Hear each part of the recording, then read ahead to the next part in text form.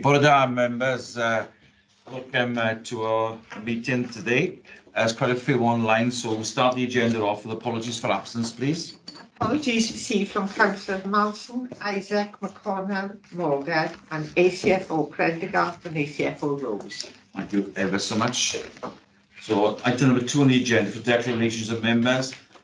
Members of the Fire and Rescue Authority reminded that the personal responsibility declare both orally and in writing any personal or prejudicial interest in respect of matters contained in the agenda in accordance with provisions of the Local Government Act 2000, the Fire and Rescue Authority Standing Orders and Members Code of Conduct. Okay, so Steve? New in, the usual, it all comes up like a bean in my life. Yeah, okay, thank you. Yeah. Just as a reminder, the officers will declare an interest in agenda item 6.2, the independent pay review, so officers will be leaving the room at that point. Okay, thank you, Gary. You're going to have to excuse me. I was in Birmingham on the weekend, seeing Andrea Bocelli, and I lost my reading glasses. So I've got my old reading glasses on, and they're not very good. So I'm really struggling to read. So I get the Specsavers later on to get a new pair. So please excuse me if I do make one or two mistakes in reading. Okay, the chair's announcements.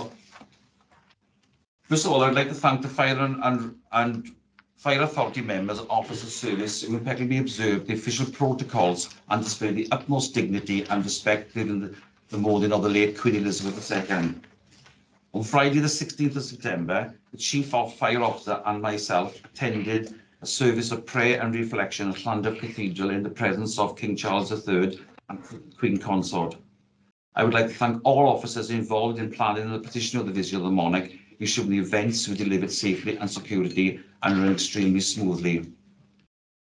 I'm also proud to inform you that our Chief Fire Officer, Hugh Jakeway, was selected to represent the Welsh Fire and Rescue Services for all of Wales at Westminster Abbey at the funeral of the late Queen Elizabeth II. A momentous and historical event which I know he was quite proud to attend. I would like to express my sincere condolences to our former Chair, Councillor Tudor Davies, on the recent passing of his daughter, Suzanne. Myself, Hugh, Geraint, quite a few officers went to Suzanne's funeral on Friday. It was quite an emotional event, and it genuinely was. On Saturday, the 4th of September, the Deputy Chair, Councillor Pam Drake and Steve Evans accompanied officers and members of the Fire Cadets to the National Firefighters National Memorial London. A long day, I know, I've done it many a times, but it's so poignant. The Deputy Minister for Social Partnership visited the service on the 21st of September at the Whitewater Centre in Cardiff. Chief and I met with the Deputy Minister and her officials to discuss current issues, including broadening the role, domestic reports and UK pay discussions. Following this, the Deputy Minister observed a water rescue training exercise, which was extremely professional. Our crews then transported the Deputy Minister to safety to the Senedd across the bay on our boats. And I did promise that when I go down next, I will actually win the car to be rescued from the whitewater rafting, okay? And I have promised that, haven't I? I hope that's the day they make the mistake. Oh, I thought you were my friend. I would like to express my sincere thanks and best wishes to the outgoing chair of the Standards Committee, the independent member, Mr. Jeff Hughes. Jeff has served on the Standards Committee for a maximum tenure of 12 years. The last 6 as chairperson. Ronnie Alexander, independent, will now take over as chair from this month. A recruitment campaign to appoint an independent member of the Standards Committee attracted much interest.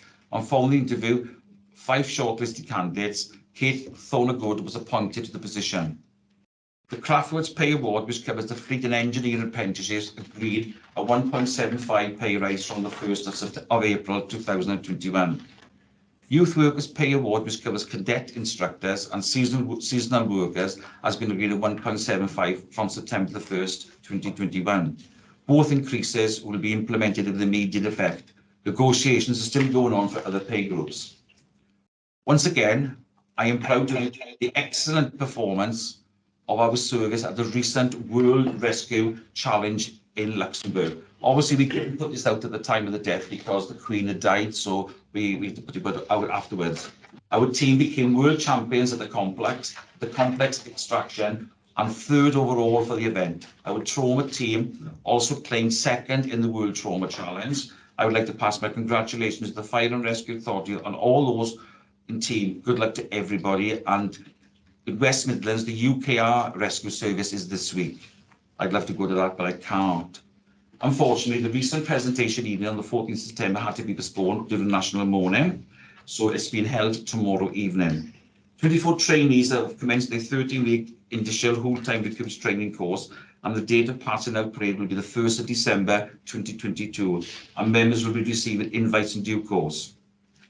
The emergency services 999 day Cardiff Bay is back on this year on the 22nd of October. I will ensure more details are sent to members in the next few weeks, but I would encourage members to attend sometime throughout the day to support the service. It's one of the largest community displays and engagement events we've done, and I can guarantee it is absolutely brilliant. I will be joining our Chief Fire Officer and our Treasurer on our local authority roadshow presentations to the individual authority council meetings. We'll be highlighting the outstanding ring service we provide the community of South Wales, but also highlighting the financial challenges we are facing in the medium term. I will also ensure that you as members of the Fire Authority will be invited to meet with us as well at your authorities. Lastly, I would like to announce the retirement of Area Manager Jason Evans, Head of Risk Reduction. Jason joined the service in 1990 and leaves the senior management team taking responsibility outside the Fire and Rescue Service. Jason has been an outstanding officer, and I wish him, and I hope you all will wish him, the best for his future career. I've known Jason for quite many years, and Jason came to my school when I'm the chair of governors last week to give a presentation to my sixth form and my leavers, and it was nice to go back into school the following day for someone to come on to me and say, "Sir, that man really inspired me," because how he spoke from leaving school with nothing and now where he is. And I was quite touched by that, to say that, you know, so two of them are definitely going to see if they can apply to join South Wales Fire and Rescue. So Jason, all the best for the future. And I will see you around, because you only live about a mile from me. So all the best, Jason. Thank you ever so much. So we're going to item 4 on the agenda to receive the minutes of the last meeting. So the last meeting on Monday, the 11th of July. So page 5, 6, 7, 8, 9, 10, 11, 12, 13, 14. Can I have a mover? I'll go, Chairman. Second that. Anybody got any issues with those minutes, please? No? Okay, thank you ever so much. On to the meeting of the Finance and Audit Performance on the 11th of April, page 15, 16, 17 and 18. Move and second, please. Everybody agrees? Yeah. Yeah. Seconded. Okay, thank you ever so much. Meeting of the Finance Asset Management Performance Scrutiny on the 4th of April. Seems like years ago that was now. So, page 19, 20 and 21. Everybody happy with those minutes? Yeah. Have a mover and seconder, please? Yes, Chair, Dilwar. Okay, thank you. Before you go on to the next item, can I just make a statement? I had to chair that meeting as deputy chair. Chairman did not make any contact with me.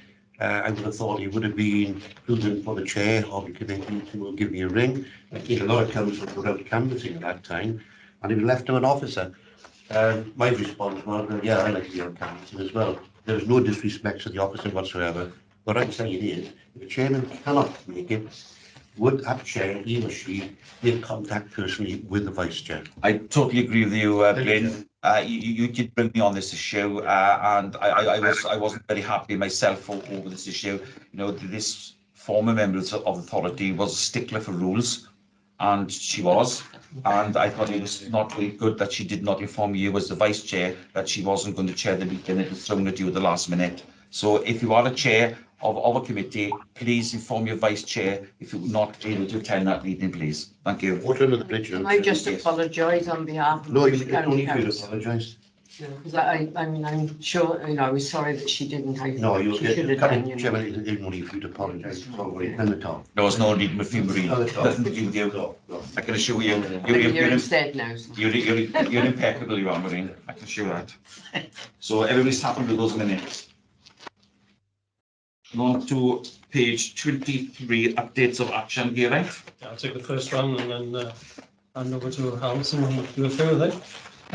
In terms of the acquisition of land, so it's Action 2021-32, acquisition of land at New Inn. Obviously, the long drawn-out saga now of us trying to acquire land, having had approval to purchase an alternative site. It looks pretty much as if that option now is dead in the water. We still have no communication back from the vendors of the site. So pretty much we're pushing ahead now with redeveloping existing site. So we started having site surveys done and sort of initial designs drawn up. So it's pretty much that's the decision we push ahead with now. So I'll close that action down now and then obviously pick up through a normal monitoring process through the finance committee in terms of the capital programme of any developments that we do. Should anything significantly change, I'll obviously feed that back to the fire authority at an appropriate point in time. Yeah. Again, it's like deja vu again back with Pontypridd, isn't it? We were in the same situation, about 6-7 years ago, exactly the same with, but I don't know where these landowners, they just bank in so much land, aren't they? Can I read the question out, right? Yes, Steve. It's my area, but I'm quite annoyed really because they put the land up for sale. We made, land, there's been a cost to us to do what we've got to do. And yet we've got no communication of them. I think it's pretty bad. But I think we should write to them or email them to say we're not happy with the way they've handled the situation. And, it's been a cost to us and they haven't had the decency to come back. Yeah, A lot of people put a lot of work into it. They have. Yeah, I did speak to our legal representatives around this because the initial thoughts were to try and recover the costs that we had incurred, but that's not something that we'd be entitled to reclaim. But certainly there's nothing to stop us right now. Right to them. Yeah, how disappointed we are with the way they conducted themselves. Yeah. My correspondence to them, Councillor Evans, was expressed our disappointment and the cost that the authority had incurred to this point, and still didn't get a response to that either. So, however we choose to correspond with them, they don't reply, regrettably. Yeah, so what you're saying then, Gary, there's no need for me on the starting blocks as the building champion to poke my nose down in the rebuilding of New Inn. Obviously, there's I think there will be there's a site visit being arranged, certainly for the chair and the local members. By all means, we could include you in that visit, and to see the existing site as it is now. Really to show the need for the investment on that site.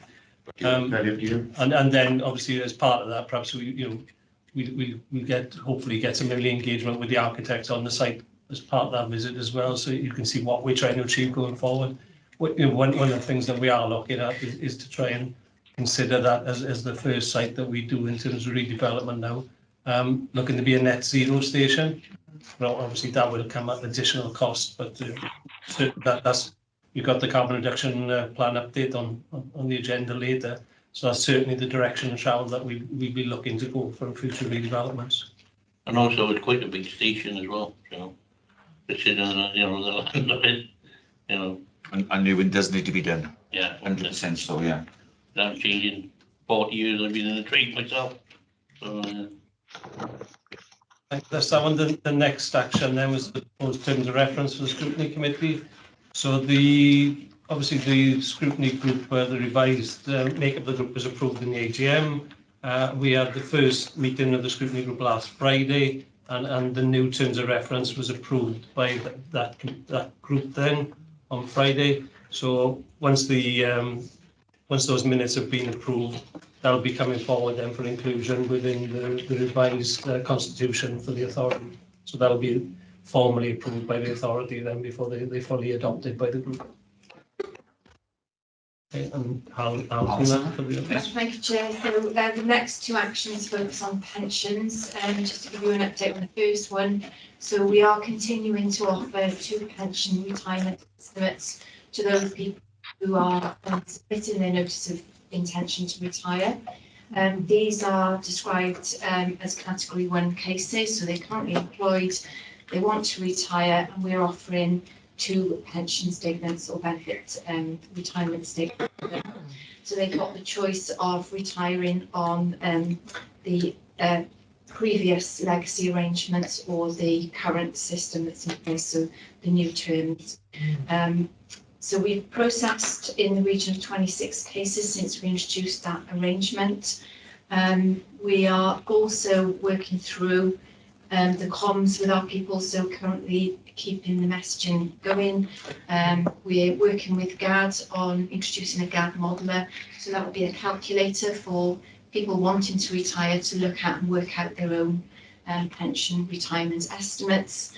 So we see that as a really excellent addition to our sort of communication suite of documents and information that we put out there. And just picking up the second action, we are continuing also to look at the Category 2 cases. So whilst we're not processing Category 2 cases, these are the cases that where people have already retired prior to us addressing immediate detriment. But we are doing the groundwork to prepare to process those cases. There's more complexity with Category 2 cases, so people who've retired because of the tax implications, the pension contribution issues. So we're just waiting for further guidance around processing Category 2 cases.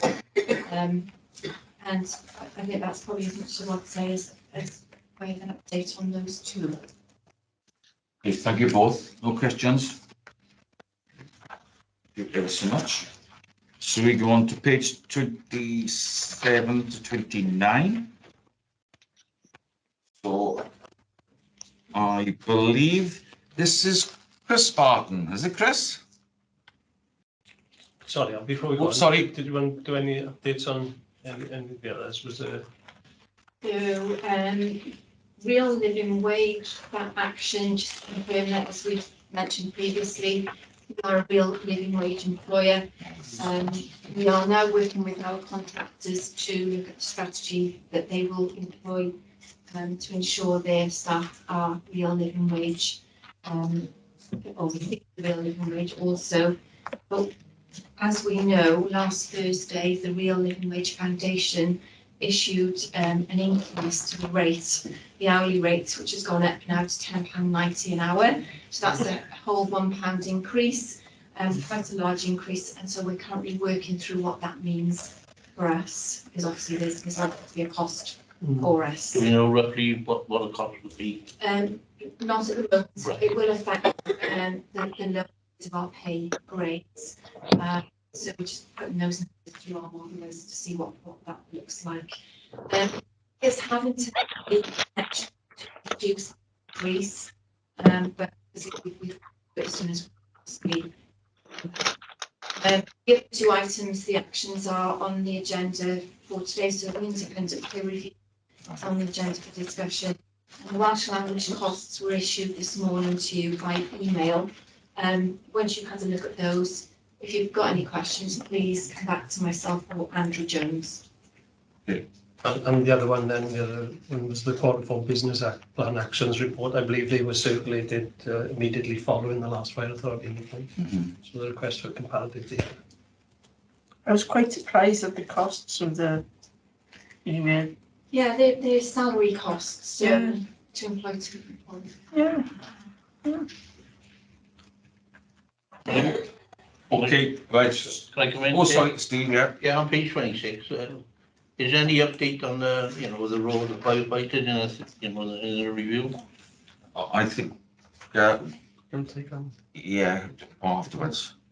On the broadening the road one, Yeah. separate to the Yes, pay, yeah.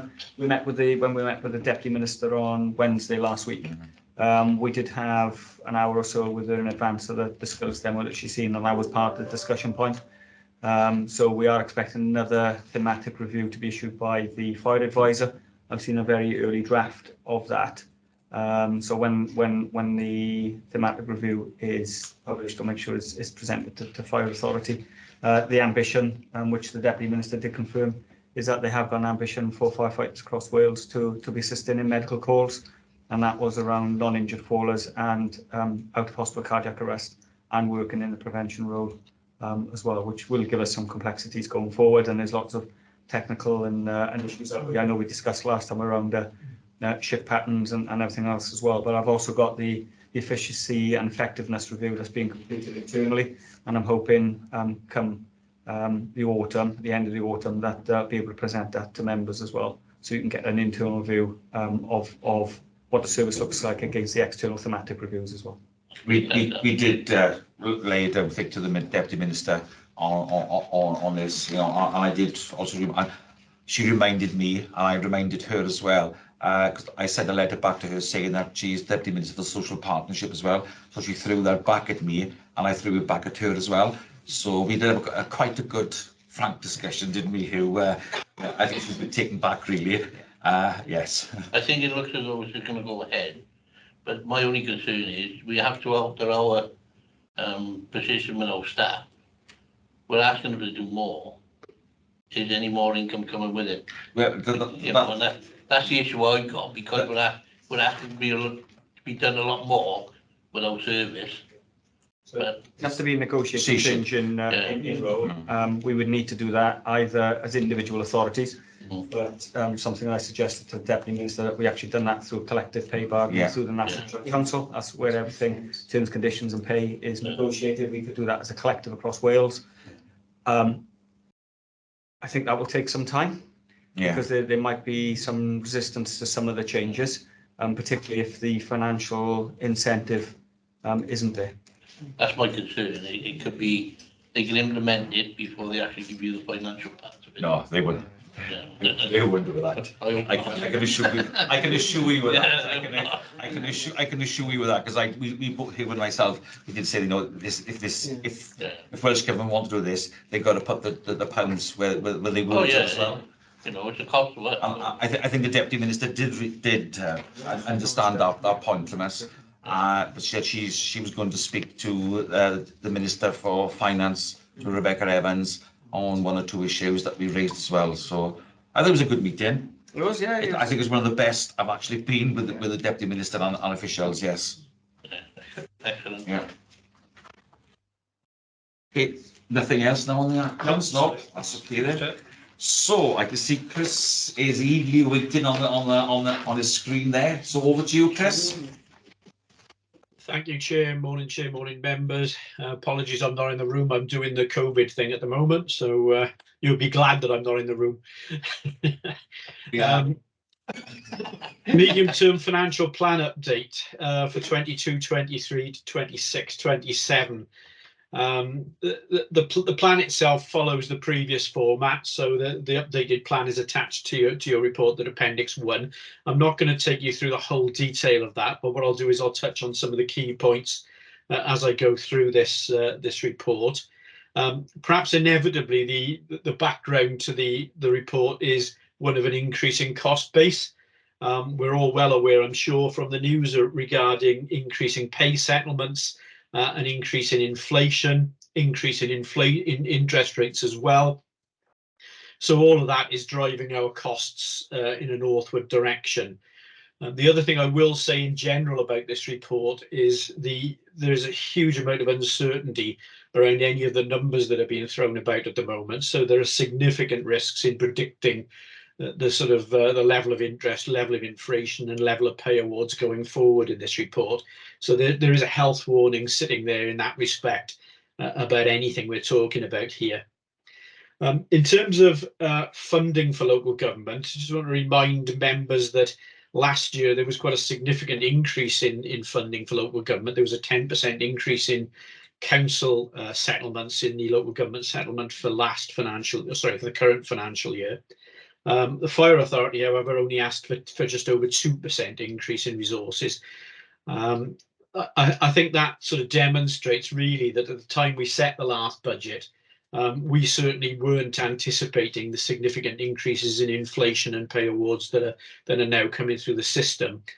And I think it's fair to say that the increased settlement for the current year for local government was more about COVID recovery and other aspects, rather than actually to meet those increased inflationary pressures that are now being seen in the economy. Welsh Government did give indications that it would increase the resources available for next year and the year beyond that, around 3.5% and 2.4%. Now, clearly, again, those figures were being thrown out there at a time when the significant inflation pressures were not known within the economy. So those numbers, I'm not sure whether they will hold or whether they will change or not. Also to remind members in terms of funding that council tax to councils plays a part in funding all of local government, not just council services.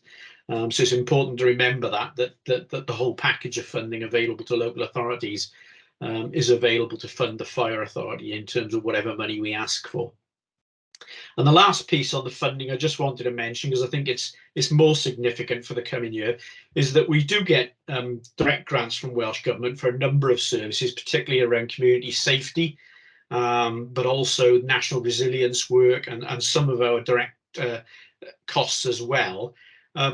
It's been a typical profile from Welsh Government that those grants have been cash flat, so they haven't increased from one year to the next. Now, obviously, when inflation and pay awards are running at sort of 1 and 2%, that's, it's a bit of a challenge, but it's not insurmountable.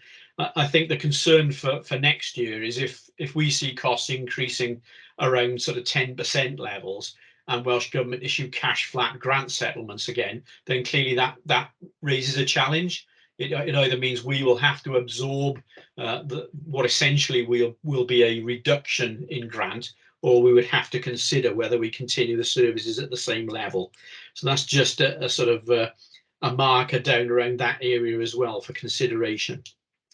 That's all really I'm going to say about the longer term MTFS. I think the key issue really here is around the challenge for the coming financial year. And what I've done is set out in section 2.4 of the report some of the detail around our budget. And what I'll do now is just touch on some of the key points there. Pay is obviously the main one. 75% of our costs relate to pay as a local government organisation. And that's typical across the whole of the public sector. So this what I'm going to say now is not a challenge specifically within fire. It's going to be faced across the piece. We're looking already at an increase in pay for support staff of around 7% in the current year. We didn't budget for that. We budgeted for something under 2%. And therefore, we are going to be in an overspend situation immediately on support pay. And whilst we've got a pay offer of around 2% out there for operational grey book staff, it's clear that the pressure is going to come from the rep bodies to actually see that increase. And we'll obviously see where that goes. But if that figure does go up, then we could be facing a significant increase in our pay budget for the current year, and probably a significant overspend in respect of pay in the current year. Now, the one key advantage we've got there is we did generate an underspend in the previous financial year, 21-22, and our strategy at the moment is to effectively fund any overspend in the current year from last year's underspend, and therefore avoid going back to our councils to ask for more money. It's difficult to quantify the size of that potential overspend at this moment in time, because we haven't got the final pay awards through, but we're estimating that it could be anything between £1 and £3 million. So that sort of gives you the degree of uncertainty, if you like, in terms of the potential for overspend in the current year. But the key message is we're not going back to councils to ask for more money in that regard. The challenge there, of course, is that in the following year, 23-24, we do actually have to try and find the resources to fund that increase in pay, and not only the increase flowing from 22-23, but also the increase from 23-24, because of course there'll be another pay around in 23-24. And at the moment, we're really kind of estimating that the combined effect of those 2 years could see us with a 10% increase in our pay bill. That raises a challenge when 75% of our costs are pay. We're effectively saying that's already 10% of our budget going up. Our budget going up 10% next year. There is one announcement that may help that figure in the mini budget, as it was referred to. Obviously, the reversal of the NI increase in the budget will reduce our cost marginally, so we'll be factoring that in due course. In respect of the non-pay budgets, I mean, the key line here is obviously one of inflation as well.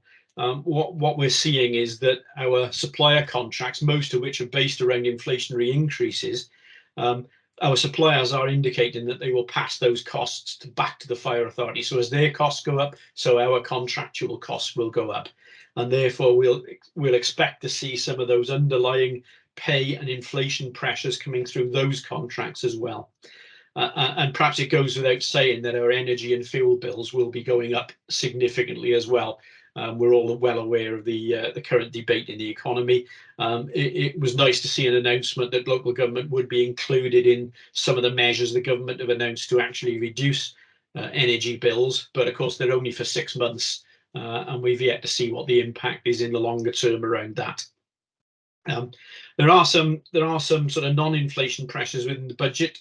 We have some demands around our property portfolio and our operational equipment portfolio as well, and we'll see how that pans out in terms of our more detailed budget work over the next couple of months. And I'll come to some of what we're doing around the future as we get to the end of this report. Again, I'm not going to go through each of those items. Members can obviously see the detail of that there. The key message coming out of it really is on page 35 of the report, where we set out the likely indicators of budget increases over the MTFS period. And members will be noting, I'm sure, with interest that the 23-24 figure is around 10.6% increase in our budget contribution required. Will that be a shock? Well, it certainly isn't in accordance with the figures we were anticipating last year. But of course, I think our constituent councils will be doing their same budget planning at this moment in time, and their pay base will be going up, and their supplier contracts will be going up, and their inflationary increases will also be applied. I was in a meeting on Friday with our constituent council treasurers, in fact, all the treasurers across Wales. So these numbers have been floated out there. The local authorities are aware of the sort of numbers we're talking about at this moment in time. So in that sense, it won't come as a shock to them. And of course, the chairman mentioned that we are organising briefings for councils on the operations of the fire service, and budget will be part of that. So we'll be having a second round of conversations, I'm sure, around the likely demand for fire budgets next year when we have those briefings. And we will, of course, get into a formal consultation process with our councils between sort of December and January, once the fire authority considers its budget at the December meeting and puts a consultation budget out to consultation.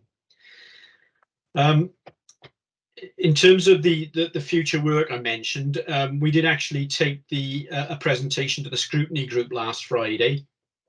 So the scrutiny group have already had a chance to have a quick canter through some of the detail of this budget. In terms of the MTFS, but particularly in respect of next financial year. We've had some feedback, obviously, in the meeting already, and we've left a question for anybody else to feedback in that regard. The Finance Audit Performance Management Committee will be meeting on the 10th of October. Because it's a bit of a quirk of the calendar this year that I'm presenting this to the Fire Authority before FAPM, but obviously FAPM will have a chance to have a detailed discussion on this on the 10th of October as well. In terms of the actions that we're proposing, I mean, the first thing is basically to do a review of all costs and assumptions within the medium-term financial plan and budget. Things are changing all the time, particularly around the pay issues, but in respect of some of the other detail of the budget as well. And we've set out within the scrutiny meeting, we set out some of the proposals and opportunities that we may have for rejigging the budget and maybe making some savings that can help to bring those headline figures down. And we'll obviously, as I said, around the NI be factoring in things like that are coming in from other bodies as well to come up with a revised set of figures. There's no request to you today to make any decisions around the budget setting for next year. This is just about the consideration of the medium-term financial strategy and the basis of it. So don't feel that you're being bounced into anything around a 10.6% figure at this moment in time. You're not. The next couple of months we'll see us do more detailed work on this, and then it'll be the December meeting, the Fire Authority, where you'll get your first opportunity really to consider a formal decision around budget, where you'll go out to consultation. I'm going to stop there, Chair, because my voice is running out, but I'm more than happy to take questions from members. I can see that. I can hear that, Chris, and I'm sorry, you must have got the COVID. I just had a message from my head teacher. She's gone down with it as well. So I'm got a head teacher. No, I am got a deputy head teacher in my school at the moment. So I know, yes. So question. I go to Steve first, chair of the finance committee. Thanks, Chair. With the 10.6% cost, what's the equating pound notes? To each authority on a rough guide. And what I was looking at, the financial year and the increase in budget 23-24, will that impact on 24-25? The reason I say that, because the way the financial markets at the moment, they reckon a recession could be 18 months. So I didn't know whether they'll have an impact on 24-25. So in terms of the budget figures, our budget is just shy of £80 million. So a 10% increase obviously is going to be around £8 million. Now we know that the situation with regards to the authorities' funding depends on population numbers.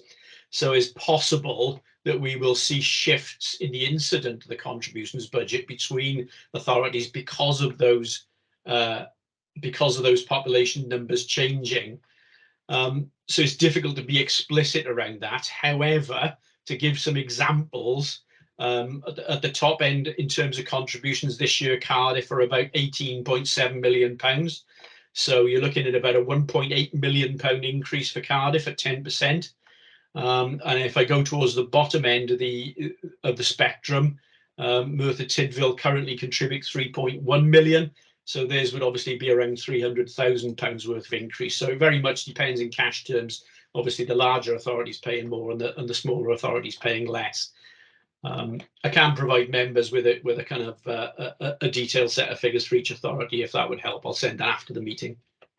I think that, but obviously that's, that'd be okay. But it's for the members is not to go to their treasurers and the leaders to say, look, this X, Y, and Z. It is just for us, and I want to emphasise that it's just for us as the fire authority members. In terms of 24/5, Steve, I think obviously yes, the 10% will be a base budget adjustment. So from there we start again for 24/25, and this is where the difficulty comes, I think, around some of the projections. The general view, and it is only a general view, the general view around the fire authorities in Wales was that pay inflation might be around 3% next year.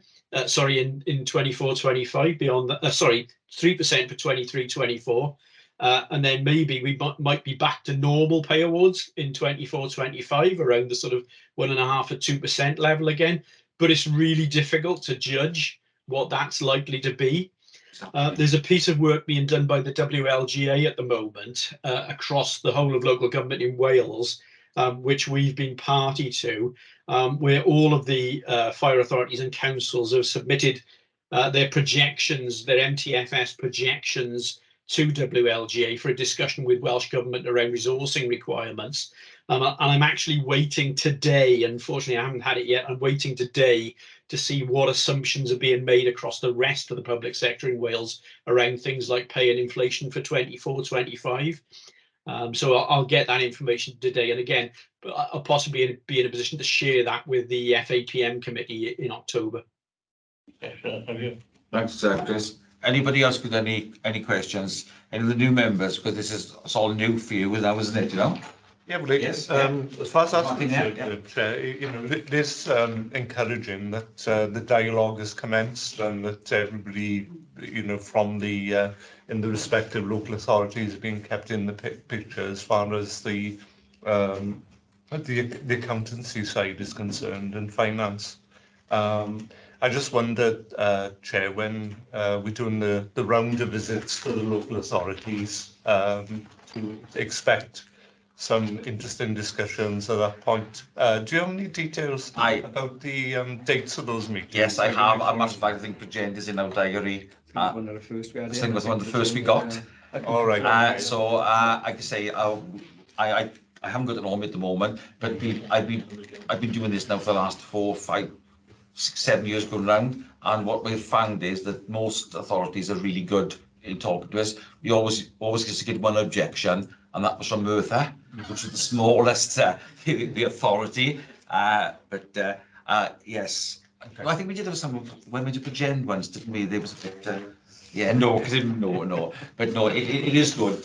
We either give a presentation to the cabinet, and then the members of authority are there, or we give a full presentation to before your full council meeting. So all the elected members from the authority will hear what we got to say. Okay. We're quite open about it. We got nothing to hide, you know. Yeah, good. Hang on. I can't see. Oh, Bethan, yes, sorry. I can see it. Yeah, sorry. How are you anyway? Hi, Chair. Thank you. Yeah, I'm fine. Thank you. Thanks, Chris. That was really informative. And I hope I'm not throwing in a bit of a curveball here. But I just wondered, and I'm not expecting you at all to have the numbers on this, but last year, the Welsh Government released its white paper on building safety. So it's likely next year we're going to have legislation on building safety in Wales. And I just wondered if that was something that we've considered might add to the costs of the fire and rescue service, or if it's something that we've considered. The one thing we have built into these figures at the moment that I'm aware of, and perhaps the other operational officers can feed into this, we've provided for additional staffing to deal with things like the responses to planning applications, so statutory things like that. So we've upped the staffing slightly to accommodate those sorts of issues.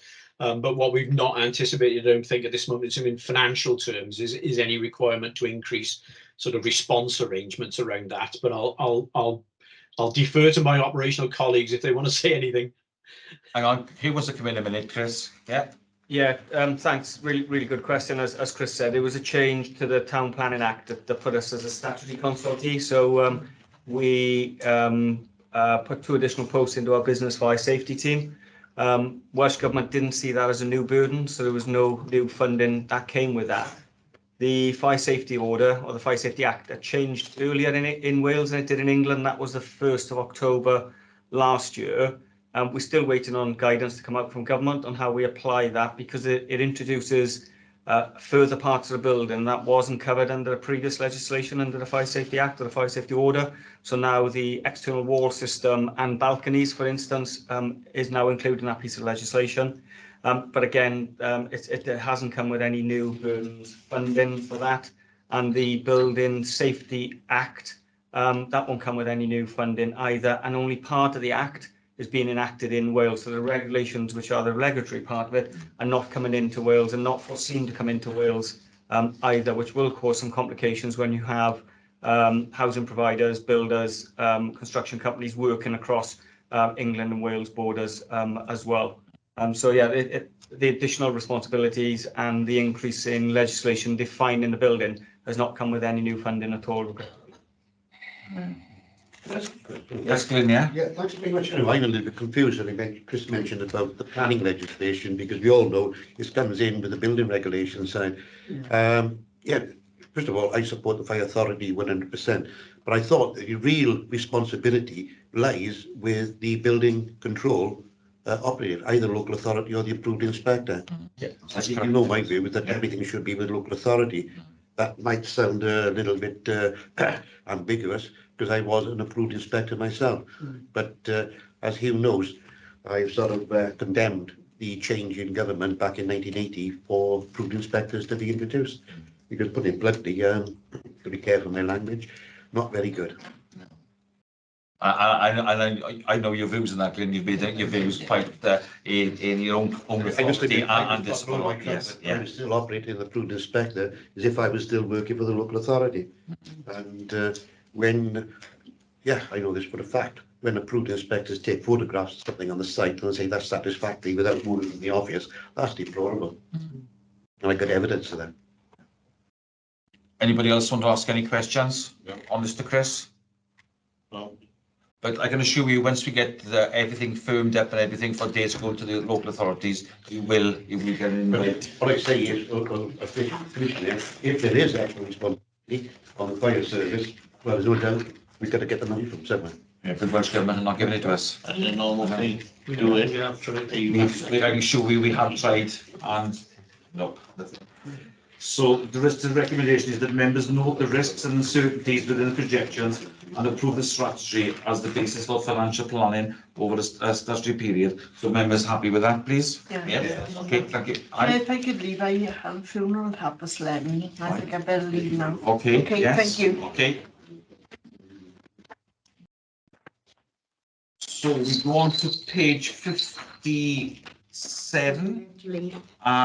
Alison, you're going to present this. Officers will be leaving. Yeah.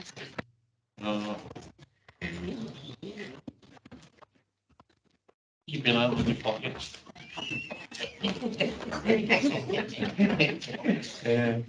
No problem. We're gonna have the glass to the wall next door now, isn't it? But actually, To the wall next door. Aye, that's right, yeah. So thank you, Chair. So I'll do. Hang on, I'll let the door close first. It's not closing. That's fine. Oh, it's about to thing, isn't it? It's thinking. Here we go. Steve, is it that's got? You're not very good, Steve. Okay then, so we're going to page 57. Alison? Yeah, thank you, Chair. So I'll do a brief introduction and I will also remove myself from the room because I have an interest, obviously. So just by way of a short recap, so at the July meeting, members discussed a report on Principal Officer pay that had been commissioned previously by the Fire and Rescue Authority. The report was prepared by a company called Total Reward Projects. This organisation has in excess of 10 years experience in conducting pay benchmarking and pay reviews across public and third sectors. In July, the authority agreed to recommend an increase of 4.5% to the Chief Fire Officer's pay, and that this proposal would be referred to the Independent Remuneration Panel for Wales. What members will note, that recommendation was referred to the Independent Remuneration Panel for Wales, and we had two responses back. The first was a formal letter which said that actually the guidance does not cover CFOs, it covers CEOs, so Chief Executive Officers, or the intent was for it not to cover CFOs, and that the guidance has now been updated. So with that in mind, and I've appendicised the two responses we've received for you to see. So with that in mind, the decision on Principal Officer pay therefore sits with the Fire Authority. This is a decision outside any other national arrangements. So anything that comes through via national centrally agreed negotiation sits with the Fire Authority, and this is about, you will recall, our pay policy statement says Principal Officer pay has to be considered in a two-track approach. First is the NJC, or one of those is the NJC, which is a centrally negotiated arrangement, and the second, or the other track, is through the Fire and Rescue Authority. So where are we today? So the IPRW does not need to get involved in decisions on pay. So where does that now take us? Well, the Fire Authority recommended a 4.5% increase at its July meeting. So the recommendation in the report logically seems to push us to a 1 July award date, an increase of 4.5% on the CFO's pay, and that a further review, taking a longer term look at PO pay, which is your request at the July meeting, now commences, and we will probably need to procure an external organisation, as we did with TRP, to run that longer term look, and that then will be channelled through HR and Qualities into Fire Authority. So it would make sense to agree a date upon which the award is made. If that is the 1st of July each year, then we now commission the next piece of work to feed in for 1st of July 2023 review. So we're trying to put some structure around this, given that Principal Officer pay was last reviewed by the Fire Authority, as we know, in 2004. So I'll stop there. Happy to take any initial questions, but Otherwise, I'll leave the room and leave you discuss. Thanks, Alison. I got to be honest. When I had the letter back from the Independent, I was bouncing because it actually states, in fact, that we had to do this, and I was really conscious that they had to be told, and I don't think they're doing it. I'll be honest with you. You know, they can't just change like that and not tell us that they are changing the rules.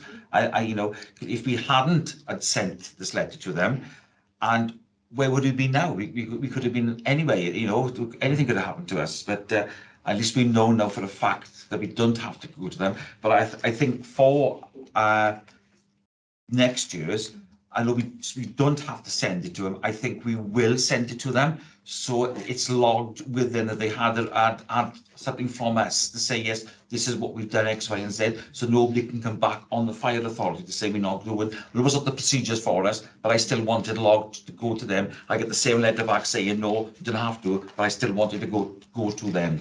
Definitely. Steve? I agree with you, because it's better to be open and transparent, and then they can see what we're actually trying to achieve. Yeah, exactly. Whether they're right or wrong, we try to do the right thing. That was the first thing. But annually, if we make sure that we do it annually, we won't get into such a mess from so long. Exactly. Because I think that's the reason it's in such a mess because of it is because there's such a delay from 2004 to that July meeting is just. And the thing is you blame to us. We didn't know anything about it. No, we did not know this was the case, and we were badly advised years ago. So at least we're sorting it out now, and we can get a good result anyway. Yeah, you want to play again? Yeah, thanks very much, Chair. And apologies, I wasn't at the meeting in July. I was assisting my son with delivering my first ever grandson, so it's a bit chaos because he came early, and hence I wasn't able to come to me. So maybe some of this was covered then. So if it was, my apologies again for not being at the meeting. With this not being the principal office pay not being reviewed since 2004, and now we're leading up to increasing the chief fire officer's pay by 4.5%, the decision we're making now.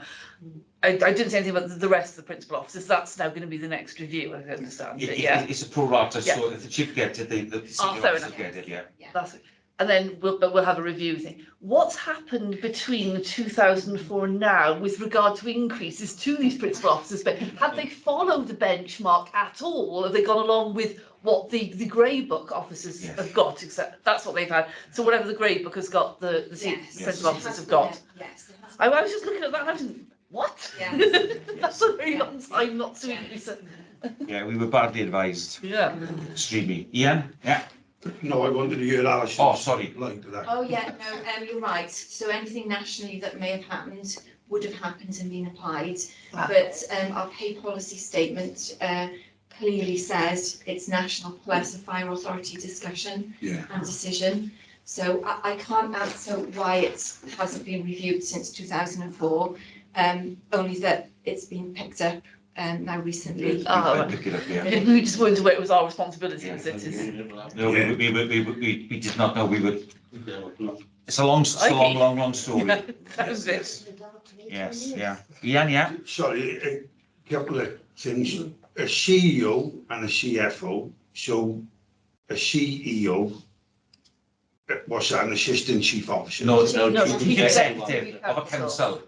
So if he was the chief executive of say a Villa Glamorgan or Cardiff Council, then they would look at it. So because he's the chief fire officer, they don't look at it. I think you answered the one. The Gold Book officers do get any pay award this. Yes. So if it's the 2% that's been offered at the moment. Yes, they would get that. The Gold Book do get that on top of the 4.5%. Yes.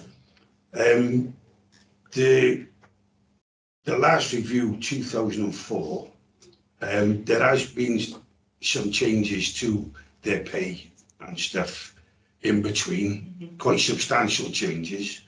So were those done internally?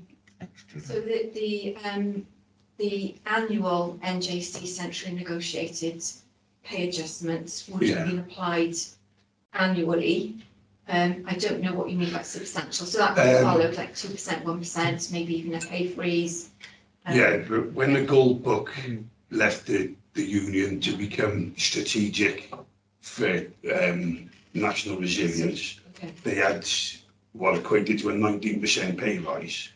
So looking at this in 2000, they haven't had a review since 2004. It's not that they haven't had their stuff increased and bettered. Do you know what I mean? It sounds terrible. You wait 18 years for us to look at how our leaders are being rewarded for doing an awesome job. But the start of austerity, so 2008, 2009, it was a 14% pay rise because they changed their terms and conditions, and it was one after. So all I'm trying to say is that why reviews haven't been done, because they've been done internally. No, we weren't told about them yet. No. We weren't even told by previous officers. I don't know. And it came to light. It came to light about 2 years ago. I was actually in the conversation, and that's how it came about. Yeah. And Tudor was the chair then, which he would have had the responsibility for, and he did know nothing at all about this. And this is why we took it out, and this is why it's taken us a long time to get to this position, because I wanted to make sure that we'd done everything correct. I didn't want another Caerphilly incident happening. That was my really main concern. And so I wanted to cover all our backs and officers' backs to make sure everything was to the letter. Yeah, and I agree. I was horrified when I saw it hadn't been reviewed for 18 years. I was, yeah. But I didn't know if it was different between an external review and an internal one, because there has been internal ones done. Okay. That's my question, because I want them looked after and rewarded for the job that they're doing. And if we're allowed to do it internal, is that why it hasn't happened by an external body in the last 18 years? I can't comment on that, but what I would say is the benchmarking data that we've got, regardless of what has happened previously, is showing that we're well out of kilter when you benchmark us against other fire and rescue services in the UK. So if there was a change to terms and conditions and a pay adjustment made, my expectation would be that would have been a sort of quid pro quo for change in terms and conditions. Through gold one-off then, wouldn't it? Yeah. But I think the report is showing us where CFO's salary is in comparison to very similar brigades, perhaps even smaller across the UK. And if you look at job demand, you know, it is kind of way below what other FRSs are. You know, I agree. I was seeing the staff are worth it. I think every day we're out this week with the chief on different issues. I'm next week again. You know, I wouldn't want the job for £1 million a day, and I wouldn't. You know, but we are where we are, and I think this is the way forward now for this as a fire authority. Yeah, I think I worded my question wrong. But my question I'm trying to get over is, would we be doing them a better justice by doing it internal rather than external? Alison is the expert on that. I'm not. Well, are we not? I have previous expertise in pay modelling, and I could probably do a review as an internal member. But of course, I've got to declare an interest, and generally, I think as a fire authority, you'd probably want an external review, and not necessarily somebody like me pulling together a proposal, because externally gives you that check and balance, doesn't it? So you've got somebody who's not me saying, actually, this is where. And this is why we went while ago to get an external and to make sure we were covering everything, you know. But does that need to be done every year? Because of the costs involved with doing that as well. I think so. I think we do. We need to get expert advice from outside the authority, because if we take it inside from our own officers, it looks like we're hiding something or we're doing something. I think we do need to get external. That's my own personal view. I agree with you wholeheartedly. Yeah. It's been independent. Hang on, Glenn, like somebody else come out. Dan? Good chair. Actually, it's the same question. So my main concern is that I do support obviously what's in recommendations is the independent consultation did recommend a 3-year review. And that's when they usually do. And if we're doing it yearly with an outside, obviously contracted, taking this review, how much would that cost? Could we get the cost of how much each review costs? And that, you know, we'll look the previous item, we looked at obviously how much our general costs are potentially going up, and every penny really does matter. So my only concern is doing one yearly rather than one every 3 years might actually leave authority spending too much money on this exercise, where it's a very important exercise, and we should obviously vote on it and look at it each year. But I think potentially the main work could happen once every 3 years, and that could potentially save authority a significant amount of money. And my only concern is doing it too regularly could lead to obviously extra costs to the authority, where most organisations apparently do it only every 3 years. Alison, can you look into that for us, please? I sure can. Might help just to have how much it costs to do the Do review. it, yeah. It might give us a better understanding. Yes, good. Yeah. Chair, do you want me to leave now? No, Glenn, got a question. Yeah, I think our good colleague on the end is something which I was going through in my mind. Why are we paying these people external? You mentioned they're experts. Well, my interpretation of expert is X means nothing and spirit is pressure behind the grip. And that's been proven on many occasions. Yes, but But on that point, I'm not an expert in finance. No. And I'm really not. I don't think.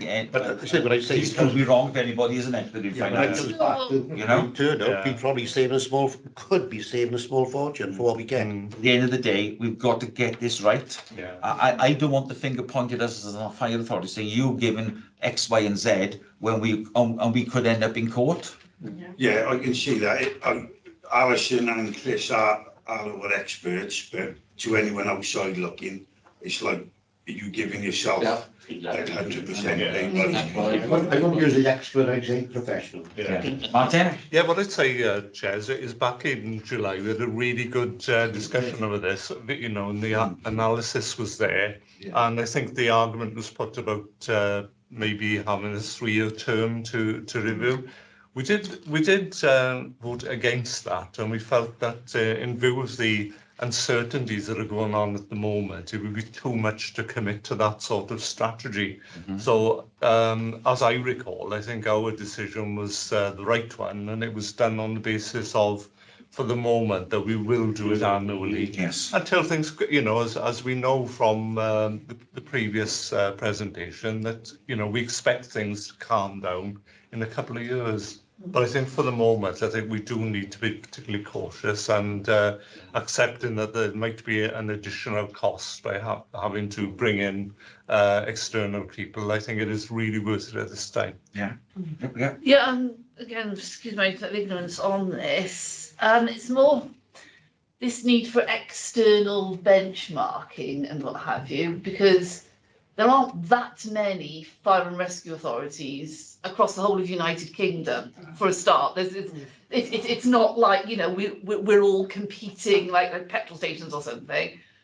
So therefore, if we're benchmarking, we've done an exercise that we've benchmarked with the other fire and rescue services across the UK.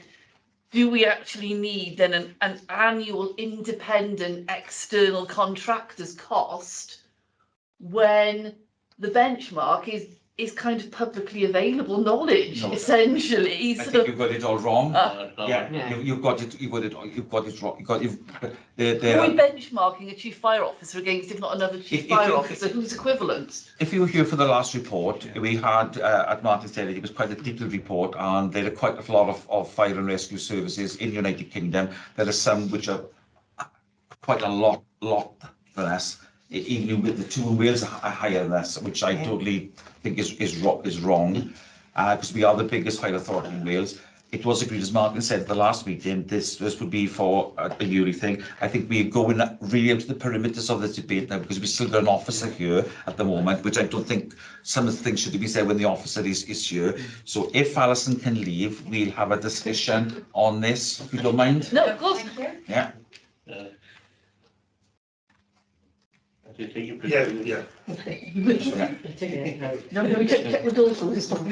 What? Close the door. We'll shut it. There we are, it's Right. beautiful. She shut it. Yeah. And I do apologise, Chair, because we did agree the minutes earlier, and in the minutes it said that we'd agreed to an annual thing. Yeah.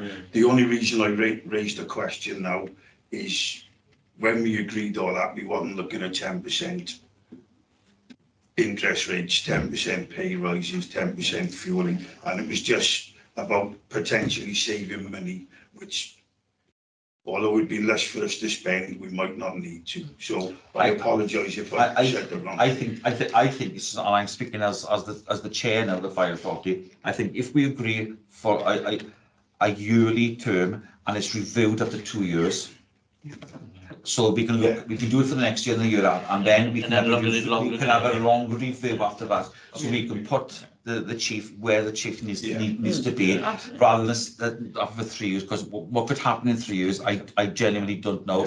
None of us might, we could all die now in a couple of months' time, you know what I mean? So, you know, well, I have died twice, haven't I? So, you know, I've had 2 cardiac arrests, so, you know. As I said the last meeting, is being cheerful keeps you going. I know it does, yes, yeah. So I think when the recommendations that we put it in a piece of work as Principal Ethan blah, blah, blah. But I think you're right, we need to look at it over a short period of time now, and then reevaluate it, and then decide where we're looking at it and the length of time and the way forward. I think so, and I'll be covered our back. And also, we don't have to go back to the independent remuneration panel, but I think that needs to be put in a recommendation.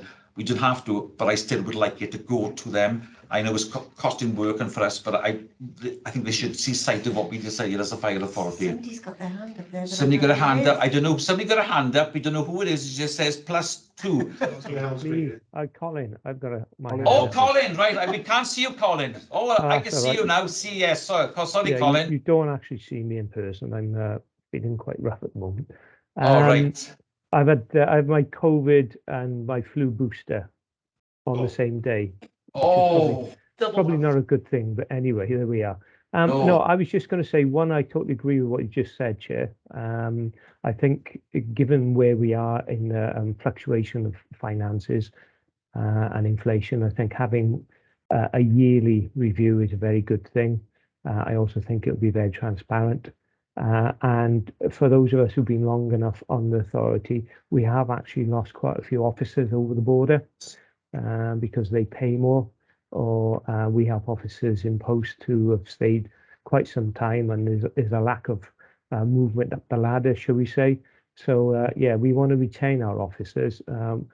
They're all very, very well trained. They're all very good at their job, and I wouldn't like to lose any just because we're not prepared to review their salaries every year. That's all I got to say. Thank you. Thank you, Colin. Anybody else? No.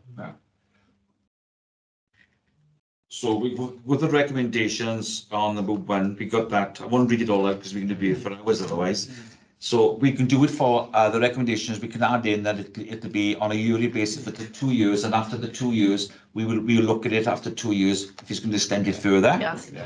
And we don't have to put the letter to the independent remuneration panel, but as the fire authority, we will send them notification what we've looked at and everything, just for clarity and Get them to clarify what the position is really, what is legal and what is existing. Ridiculous situation to put people in. So is everybody happy with that? Yes. Yeah. Yes, yeah. Yes, Chair. Yep, okay, thank you ever so much for that. Sorry, they charge. I don't know, Glyn, you'll have to ask the treasurer that. We can't penny pinch when someone writes a report. No. Like, I get it. And Colin said that, Colin is quite right. On the tea trolley, know the key. We've lost really good officers. Yeah, we don't want that. To Bedfordshire. You know, Alison's gone, quite a few have gone, you know. Yeah, but they're How did it get chasing in the the mess rank, in the not first place? Yes, they've got higher rankers, yes. It's a scary thing. How we got into this position in the first place? Yeah. The thing is, we didn't know about it. Well, we were looking for it, you know. You know, with the other private authorities in a similar position, you know, they're not saying, oh, but it is, you know, hang on a minute. Yeah. A long time, isn't it, for something to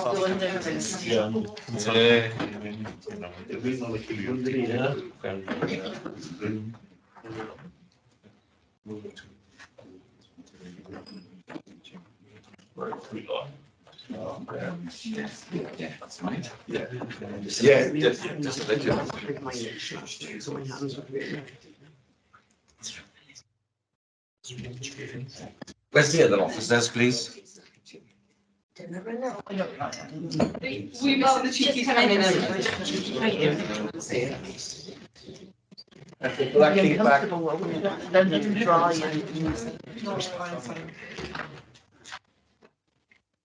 It's my turn.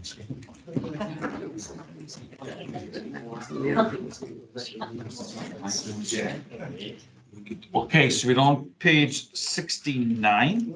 There we are. 7-1. I believe that's Lisa.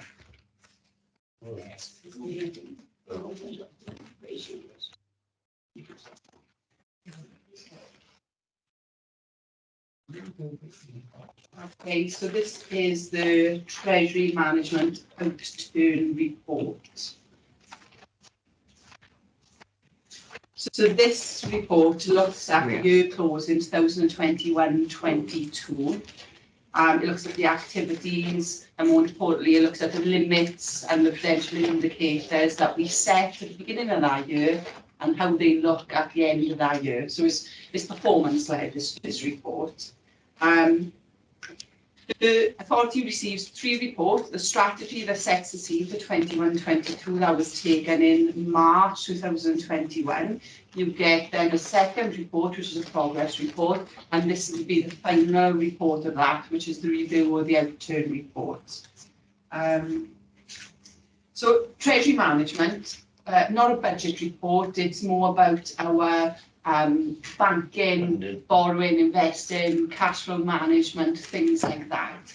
Albeit, if those activities will impact on our capital and revenue budgets. The capital is one of the main drivers for a Treasury activity. As members will know, we don't get funding for capital investment. So most of our borrowing activity is driven through the capital programme. And then financing that activity, those costs are borne within the revenue monitoring, within the revenue budget. In terms of the issue, it talks about financing costs, financing income, limiting them, solvency, cash flow, and it talks about the amount of money that we've got coming in and out of the bank accounts in any one year. So it's about 90 million in any one year, depending on the issues occurring in that year. The report talks about our banking providers. Our main contract is with Lloyds, albeit we've got Barclays and NatWest. And the reason for that is part of Treasury Management activities, as I just described. In addition to it, it is managing at risk. And having those, a range of counterparties helps us to spread the risk. So we've got a £10 million counterparty limit, so we can't exceed investing 10 million with any one counterparty. So that's who we invest with, who we hold bank deposits with, etc. And it's about not keeping our eggs in one basket, it's about spreading our risk.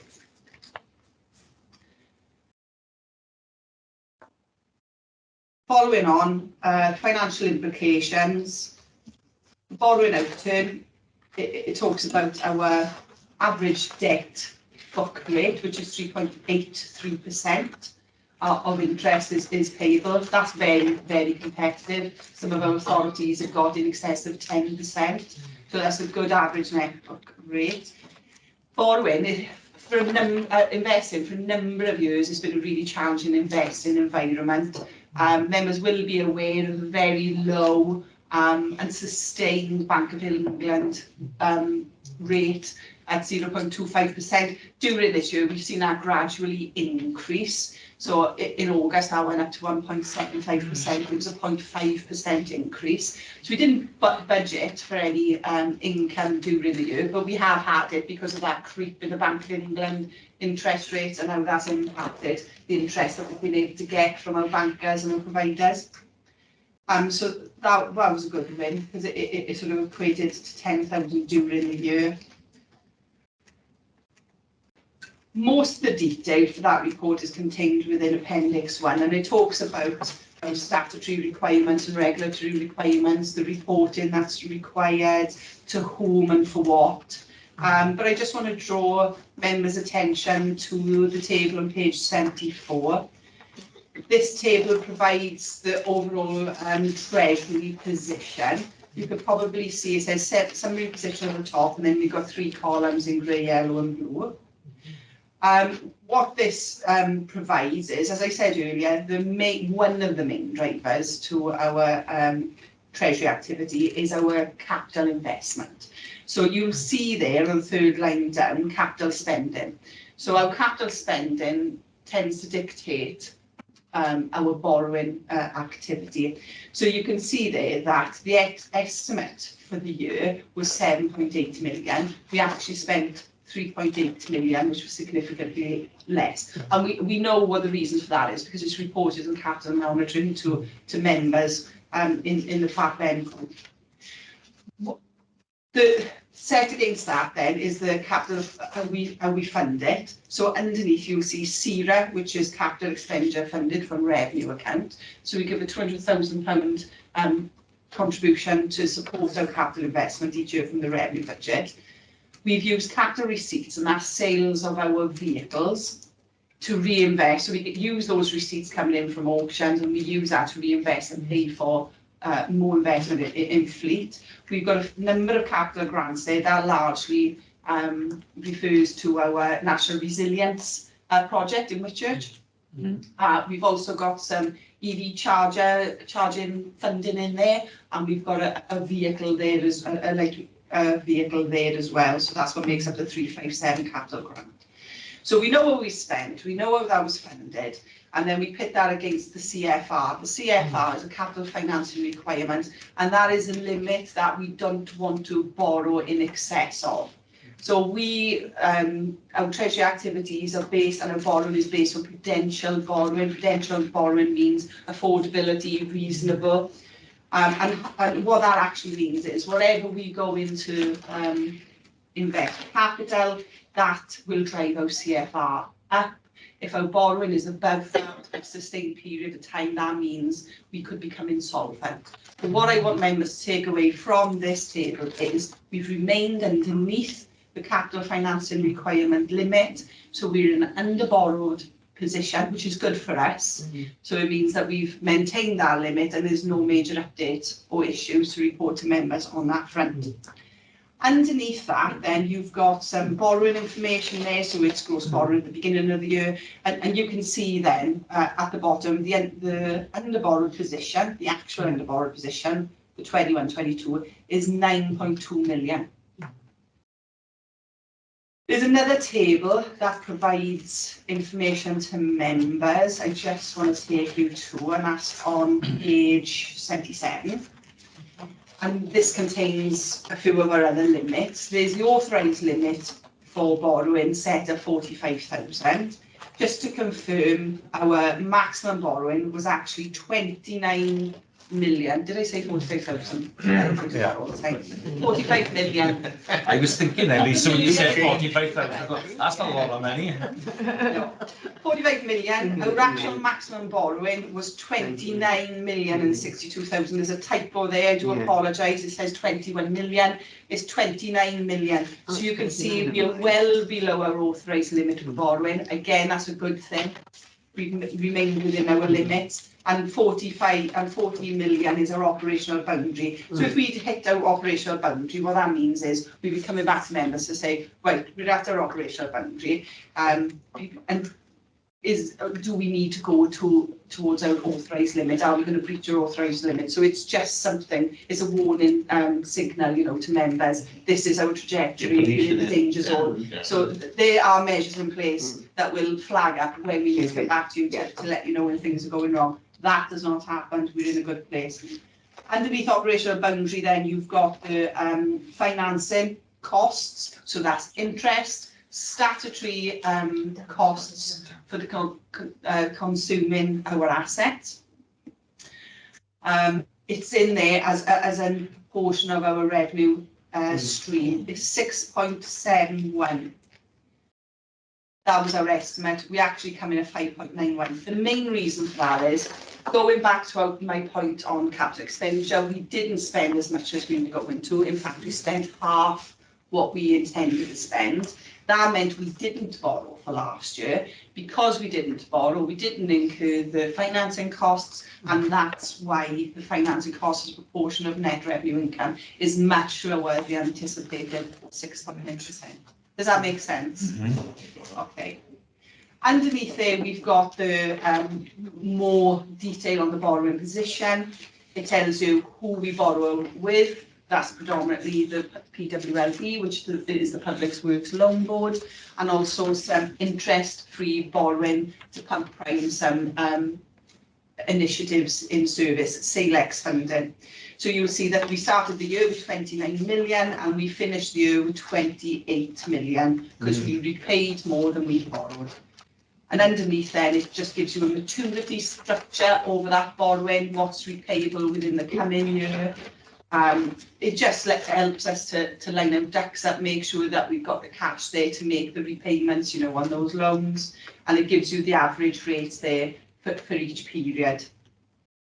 And then underneath you've got deposits. So we've got the unexpected £10,000 coming in the last few months of the financial year. And that was linked to the increase in the Bank of England rate. And that really is it.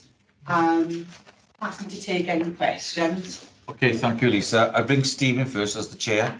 Yeah, on page 78, where you've got the bank thing, I was looking at the payment, it's quite irregular, isn't it? You know, the amounts. So which table there? Page 78. Yeah, the with top one. Yeah, with the Barclays, the Lloyds. If you look, you're starting off with like 10 million. Oh, no, that's deposits. Yeah. That's money that we're holding in the bank. Right. So that's just the bank balance at the end of that month. What have we got in those two banks at the end of the month? So it's letting you know the money that we've got and the income that we've made from it. And we didn't make any income until December. That's why we was looking at, because... So that's investment. Yeah. Because I was more worried that the Unity authorities were sporadic in their payments rather than being... Yeah. So this wouldn't relate to payments. The payment side is on page 77 at the bottom. So it shows there that we've got an opening balance of 20,062,000 and that we've repaid 913,000 in repayments have been made then in terms of our loans to take us to a closing balance of 28 million. Just to say, Chair, we do actually provide the authorities with a schedule of their payments and they do actually pay on a monthly basis, so we don't have an issue with the incoming resources from them. It just looked as though it was sporadic in the payment plan.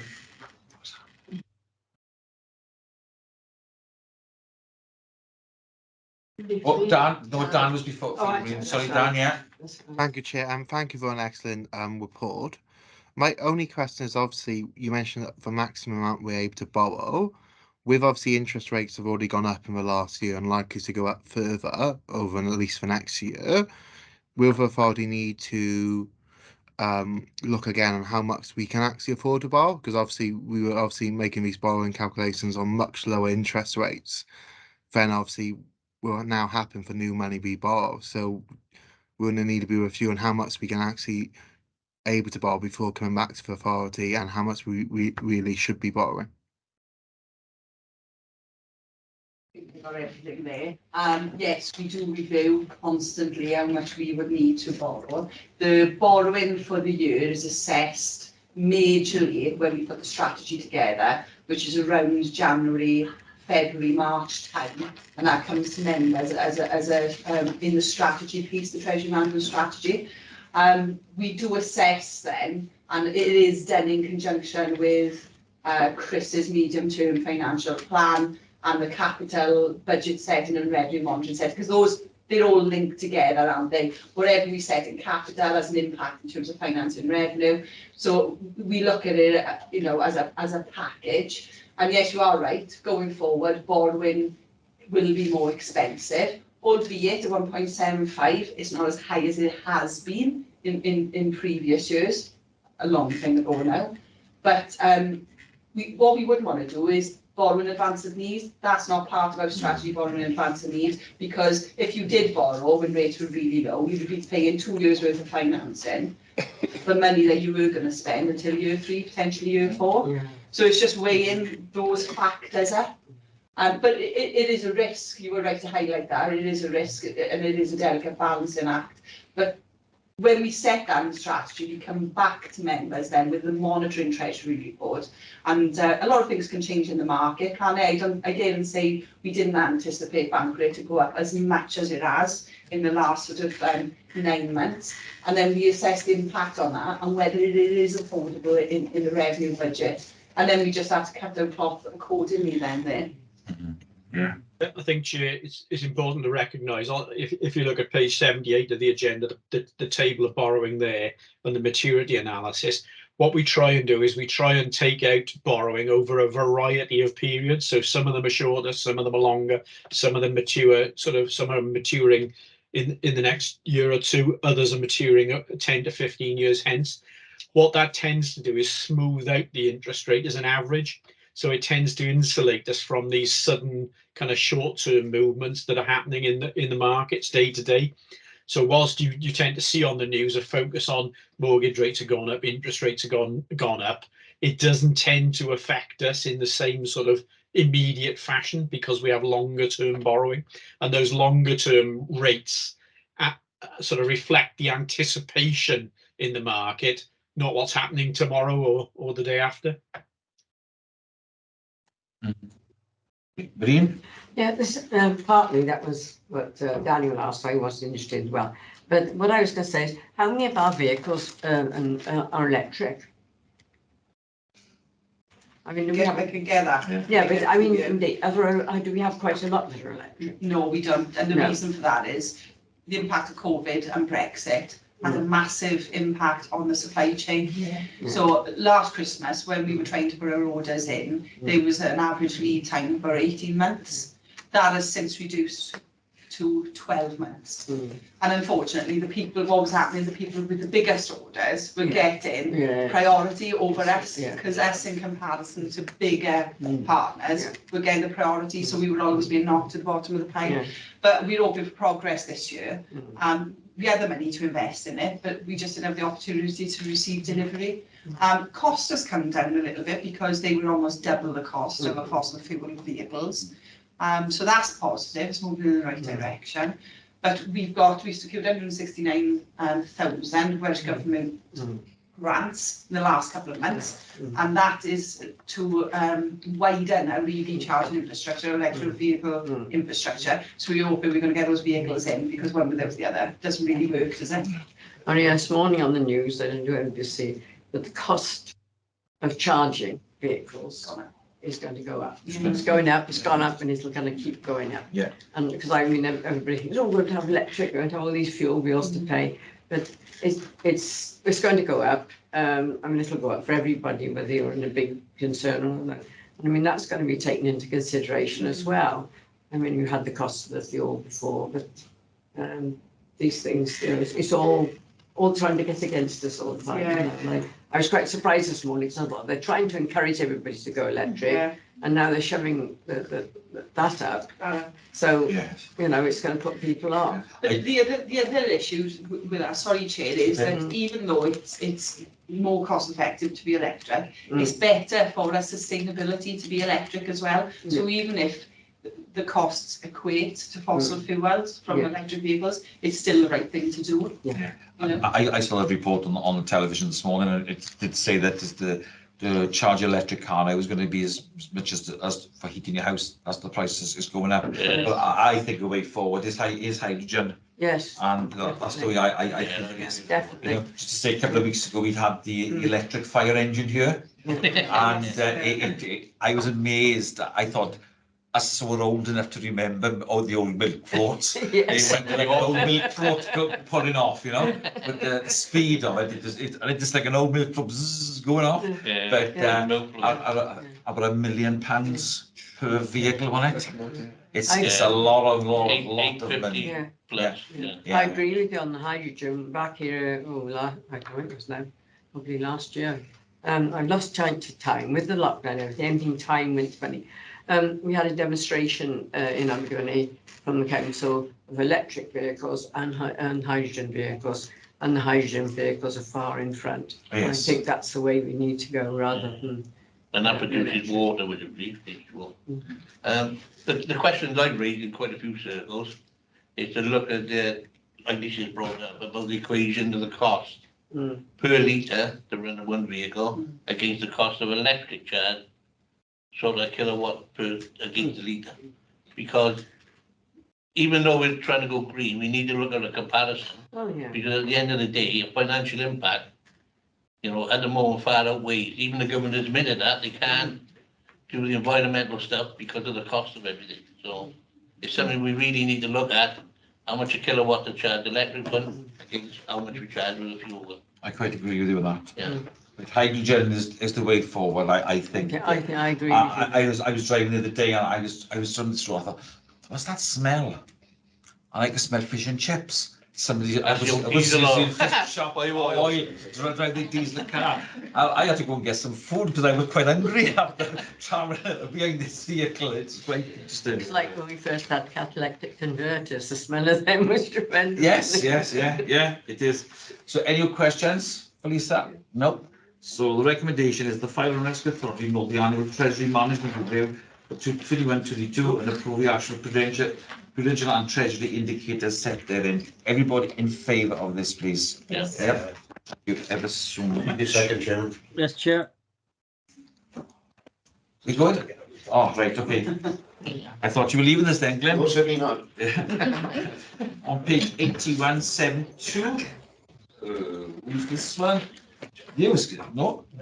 Was Nigel? Oh, it is, sorry, it is, I can see, yes, yes. Sorry, Nigel. Hi, Chair, thank you. Good morning, everybody. This is my first health and safety report in front of you today since I've taken over the department early last year. And obviously, I'm not going to go through the full report because health and safety is totally inspiring, I know it is, but I'm trying to, cover some topics for you and give you a bit of an overview. Obviously, it's part of the 5-year plan, and we're expected as an organisation to obviously comply with health and safety executive and legislation. And as a result of that, we have policies and procedures in place to do that. I will talk to you about some stats a bit later on, but just to give you a bit of a background, what I've tried to do is try to create a positive health and safety culture within the organisation. And what I mean by that, I mean the fact that people have confidence in reporting accidents, and we investigate those accidents thoroughly and effectively, and that obviously allows for organisational learning. It's pretty key that we, due to the nature of what we do, as you'd imagine, we do have tend to have more accidents than perhaps some other agencies due to the nature of the beast. But what we want to ensure really is that we investigate them thoroughly and learn from them.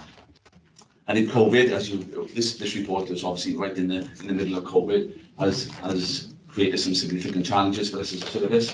And the health and safety team have been really effective in ensuring that we have a safe as we possibly can COVID working environments. So really want to, there's a big thank you from me there to the team. We've had some challenges within the team around availability of staff as well. So all that together, I think, has actually given me and hopefully given yourselves the confidence in moving forward. I've managed to allocate a uniform resource to work with our corporate staff because, as you can imagine, it's quite an integrated approach to health and safety.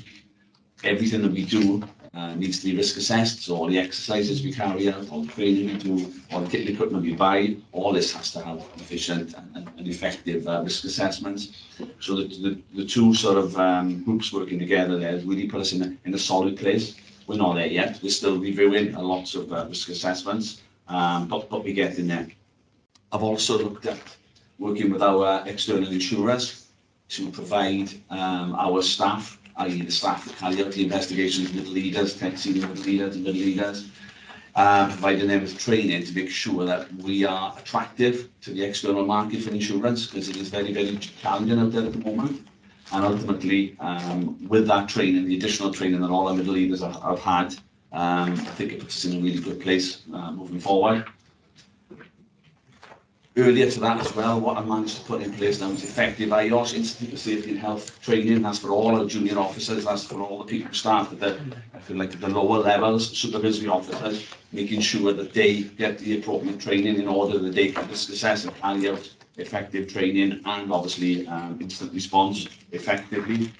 That will also help Alison and Ver's team with the pathways. We'll move on to pathways and the development of our staff. One of the key links to part for somebody's progression is health and safety training, which you would think is obviously quite important. So that's sort of some of the things that I've put in place over the last 12 months or so. Looking forward, the stats as I go, I'll just highlight some of the stats within the report. We've got 9 reports of injuries, diseases and dangerous occurrences, which is down 1 on the previous year. Total accidents, again, a slight reduction on the previous year. Probably one of the more pleasing outcomes is the amounts of days lost to sickness, which is a significant improvement. Now, you may want to know what the reason for that is. There's probably 100 different reasons for it. I guess the thing is the fact that we identify this as an accident, we support the individuals, particularly straight away. We investigate those accidents, and as soon as those accidents are investigated, then we report back on that organisational learning, which I think is key. And that key to that is time.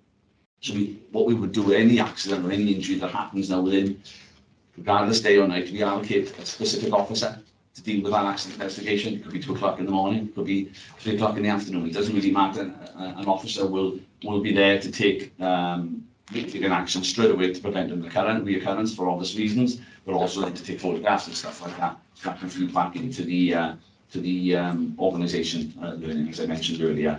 All our premises were inspected last year, and that includes obviously Cardiff HQ and all our fire stations.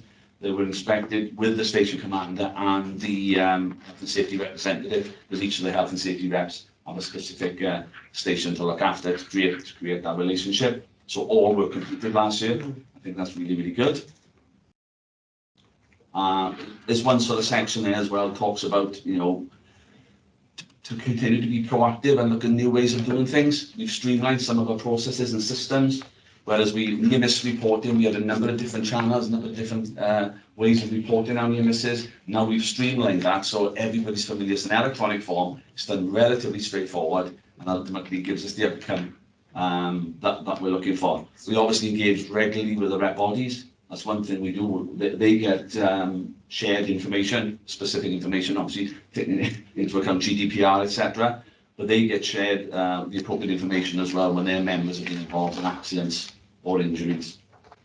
I think comparing us to other FRSs in Wales, which I'm sure you'd like us to do, we're very favourable. As I said, I think we're in a really, really good place. I've still got some significant staff challenges because in this labour market it is quite difficult to fill roles, but we're working towards it, and I think the general understanding across the service has improved.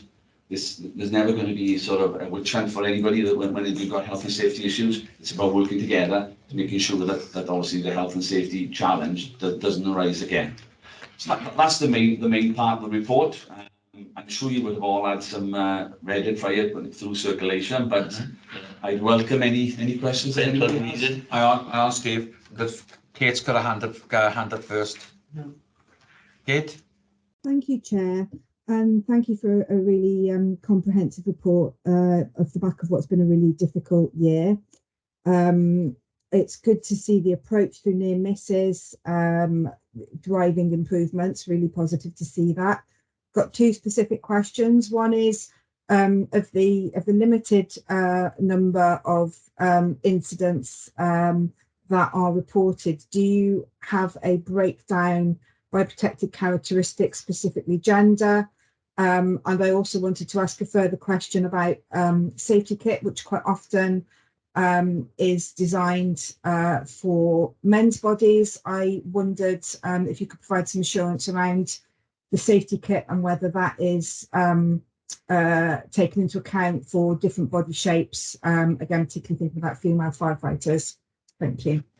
Yeah, thank you, Councillor Carr. Answer the first question, I can get that information for you. It's not contained in the report, but certainly I can circulate that. I'm more than happy to do that. As regards to the gender issue around kit, yes, we have a uniform PPE committee. We also have subgroups that support that committee. I'm currently working on the new corporate wear project, and we will be trialling kit over the next 12 to 18 months, 6 to 12 months, hopefully, more realistically 12 to 18 months. And ultimately part that the range of people, if you like, that will be trialling on that kit will be a wide range of genders across the service. So yes, simple answer is yes, we do take that into account. I sort of go back 30 years when I started, and probably we didn't take it as seriously then. I think there was one size fits all. I think the purchasing now and the availability, I guess, of kit is much more wider. We'll obviously explore that at every opportunity. I hope that answers your questions. Thank you very much. Cheers. That's great. Steve, you want to come in, you said? Yeah, I'll just carrying on from what the chief said. I mean, it's an excellent report on the data capture. The only thing I did see that there's slight rise in the riddle. Yeah. You know, are we sort of more closely watching that now going forward? Yeah, I think for those who don't know what RIDDO's report of injuries, dangerous diseases, occurrences register, and there are set criteria which we have to report against RIDDO. So that is to a degree is outside our remit. Obviously, we have to report on it. But any increase, as you say, it was obviously we need to investigate why those incidents are happening in the first place. It's all to do with the length of time an individual, the type of injury, the length of time an individual has off work. So really valid point. But yes, you know, due to the nature of the beast, we will always have RIDDO. And the other probably question to follow on from that, because the occupational job that you undertake, you're never going to eliminate risk or injuries. So, and I think fundamentally that's the job you do. Yeah, I think it is a job we do, and I think it's just about making sure that all the activities that we carry out are risk assessed properly. We can't account for everything. It just happens. It is an arduous, it's a dangerous job. We know that. But if we risk assess it properly, then it does put us in a much better place than obviously we haven't done the risk assessment. Yeah. Awesome to see the injuries coming down, keeping the boys and girls safe.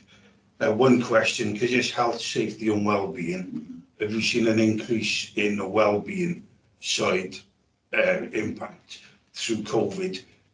We're well aware of what they go through day to day on a fire ground. But sometimes because people are keyed up to hit a challenge that they're expecting, it's the unexpected challenges hit them. I didn't know if your well-being side had been affected through COVID. With all I think it has inevitably. I think that there are triggers within the system and there are processes for an individual. All our incidents, depending on the nature of it, are tagged for well-being. Use that tag.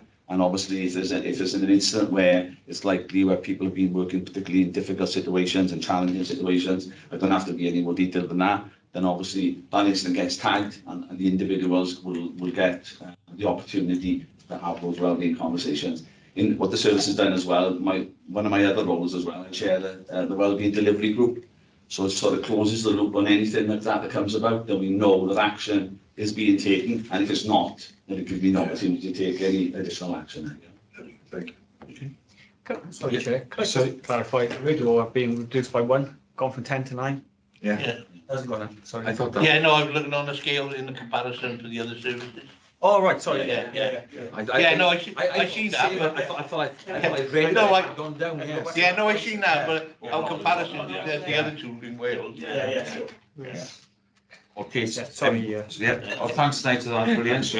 Everybody's happy with the report, the recommendations. Members accept the report, performance of fire and rescue service, health and well-being. Members note the overall success achieved in 21-22 with the delivery and the environment and supporting health and safety and welfare of all staff during the recent pandemic, and members endorsed the support the range of initiatives underway to proactively and reactively support health, safety and well-being of staff by South Wales Fire and Rescue Board. Everybody in favour of that? I'm more than happy to do that. Can we just say, Chair, what a comprehensive report it is? It is excellent. You know, the team passed it on. Yeah. It is, it's good reading. Yeah. Brilliant. So on to the next agenda, on page 109, 7.3. That's Lisa. Yeah. Oh, I got some questions. Okay. I got some questions. Yeah. I've got my trusty assistant in with me, the sustainability officer. So this report sets out the progress made in the second year of our carbon reduction plan for 2020-2023. It was the original plan was set out and delivered to members in 2019. And also the biodiversity forward plan, and it looks ahead to what we've got going on in the near future, with an overarching review coming back to members in 2023. So in terms of the background, in March, the Senate of the Company approved a net zero target for 2050, and below there it gives the reductions, the overall reductions that we want to see in carbon footprints over the sort of medium to long term there. So you can see 63% reduction for organisations for 2030, 89% reduction for 2040, and a total reduction for 2050.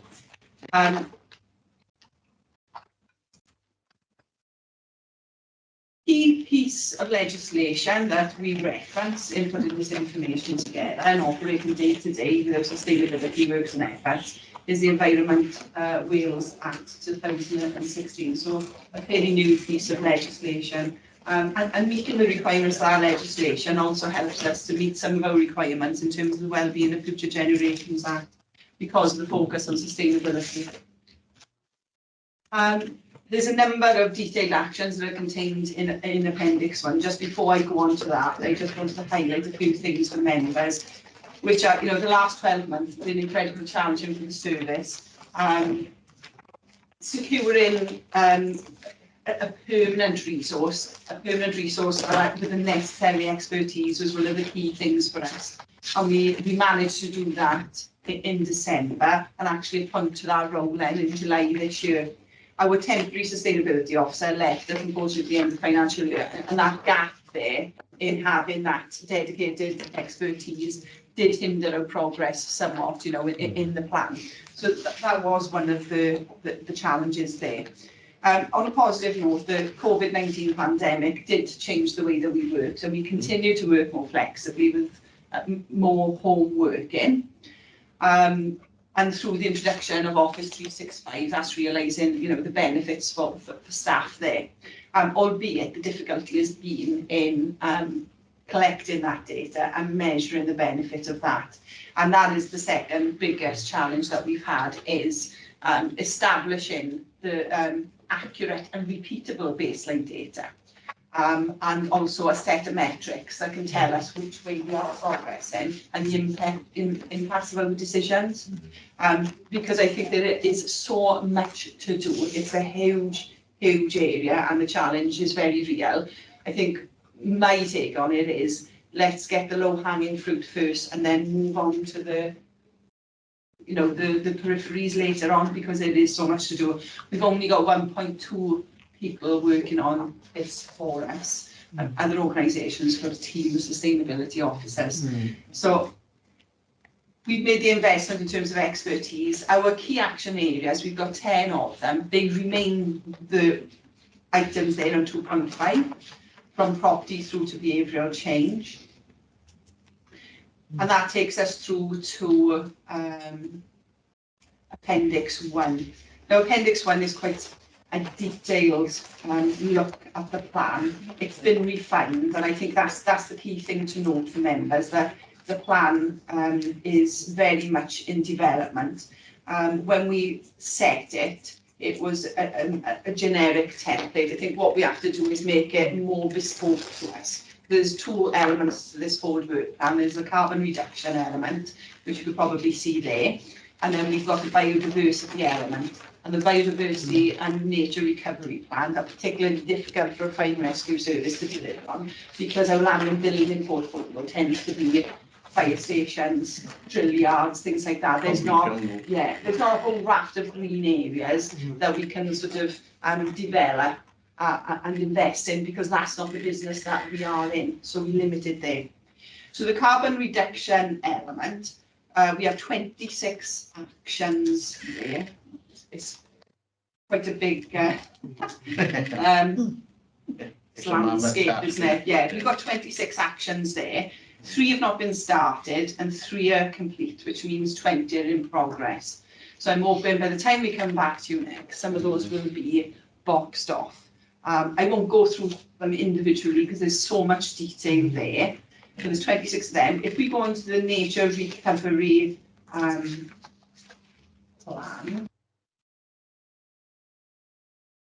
this comes under a number of headings or objectives, 6 objectives, ranging from engagement, support and participation and understanding to embed biodiversity through decision making at all levels, right through to objective 6, which is to put in place a framework of governance and support for delivery. And the strap lines are there.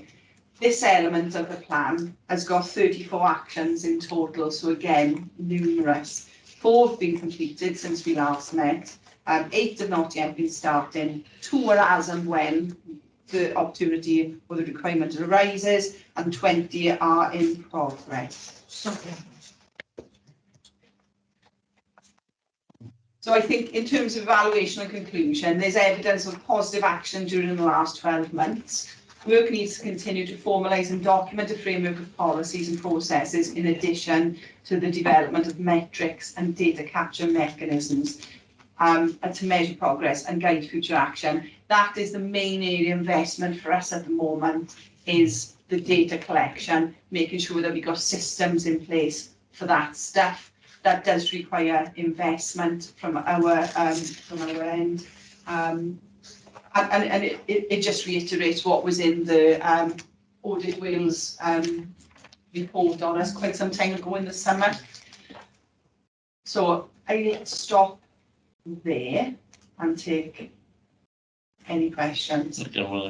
Right, I'll kick off. At least this first now. An easy ones here. It's on the waste day. This is what my biggest concern. We've got 10 authorities in the area. I can see the report. It would be better. I know some past authorities might not like what I'm going to say. We're going to take revenue from them, but I think as 10 different authorities collect waste 10 different ways. So I think it's a better way that we can get, if we can get in a company to do our waste. And we could save money as well. I'm laughing about the wormeries. They're the most easiest thing to set up. I got about 12. I think I'd like to know more about it. I think there's loads of really good ideas out there. What doesn't pay with that is how effective they are and what impact they have on us. Because like I said, there is so much to do. We need to get the big stuff sort of knocked off the list first. And that's where our most investment goes. But going back to your waste comment, you're absolutely right on that. We've got 10 rolling contracts, about 10 unitary authorities. Which is ridiculous. So that's for general waste. We segregate where they stipulate, we can segregate, and what that means is plastics, glass, cardboard. We do that where they say we should be doing that, that's fine.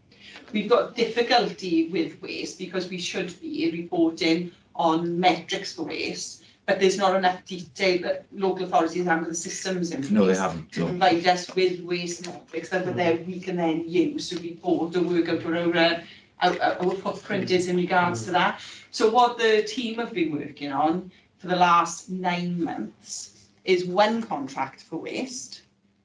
It's quite complex, this contract. I know there are people out there that can deliver it, and then more importantly, give us the metrics in terms of what we need to go and report on.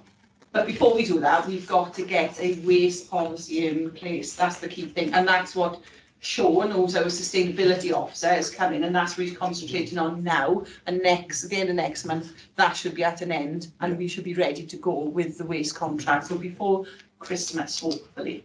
Because this is my biggest thing about waste, because I'm not knocking any authority here now, I'm not. Some are good, some are bad, some are mediocre. And I said my other hat on, because I used to be chair of this on my own authority, so I really know more about waste than anybody really, and I really do know it all, you know. But I'm really glad this is happening, because at the end of the day, you know, we need to get the metrics back for us as an authority to say we are recycling X, Y, and Z. And this is for our carbon reduction as well. I'm quite happy if we've got a working group. I'm quite happy to come along to the working group to sit down with this. If an extra, if somebody, you know, help you along and give some advice. Well, I can't give advice, that's not my role. But to sit in a working group to help you along, I'm more than welcome. Yeah, we'll send you the date. One of the positive actions for last year was setting up the sustainability steering group that looks at what our challenges are and how we're going to meet them. And there's a variety of people on that. But watch with these wormeries. If somebody puts cooked food in it, it'll kill them all. Yeah. Absolutely. You've got to be really careful with wormeries. And what you will find with worms as well, if you're in like a rural area, say Hirwine or Pontyclean station, you could have them there, and then you get the slow worms will come in, and the slow worms will come in, and they will kill all your worms as well. Ooh. Yeah. See, I do know my stuff about that. So, many years ago. Worm out to that one. Yeah. Worm big way out to that one. Many years ago. Oh yes, go on, Bree, yeah.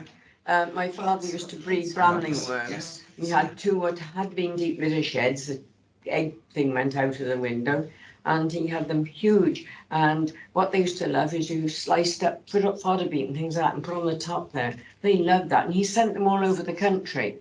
And the soil, after they'd finished, it's beautiful. The soil that they had was so good in fertilizer that they did grow amazing things. But we're going back, this is a very long time ago, so it was before its time a bit, wasn't it? Yeah, it is. It's excellent stuff. I can assure you of that. Right, Steve, then I got Kate. Yeah, first of all, I might have to declare an interest because I'm on a public service board scrutiny committee in Torboy, looking at Appendix 2. What I want to know, which is a big asset of our service, what are we doing in each station regarding water catchment?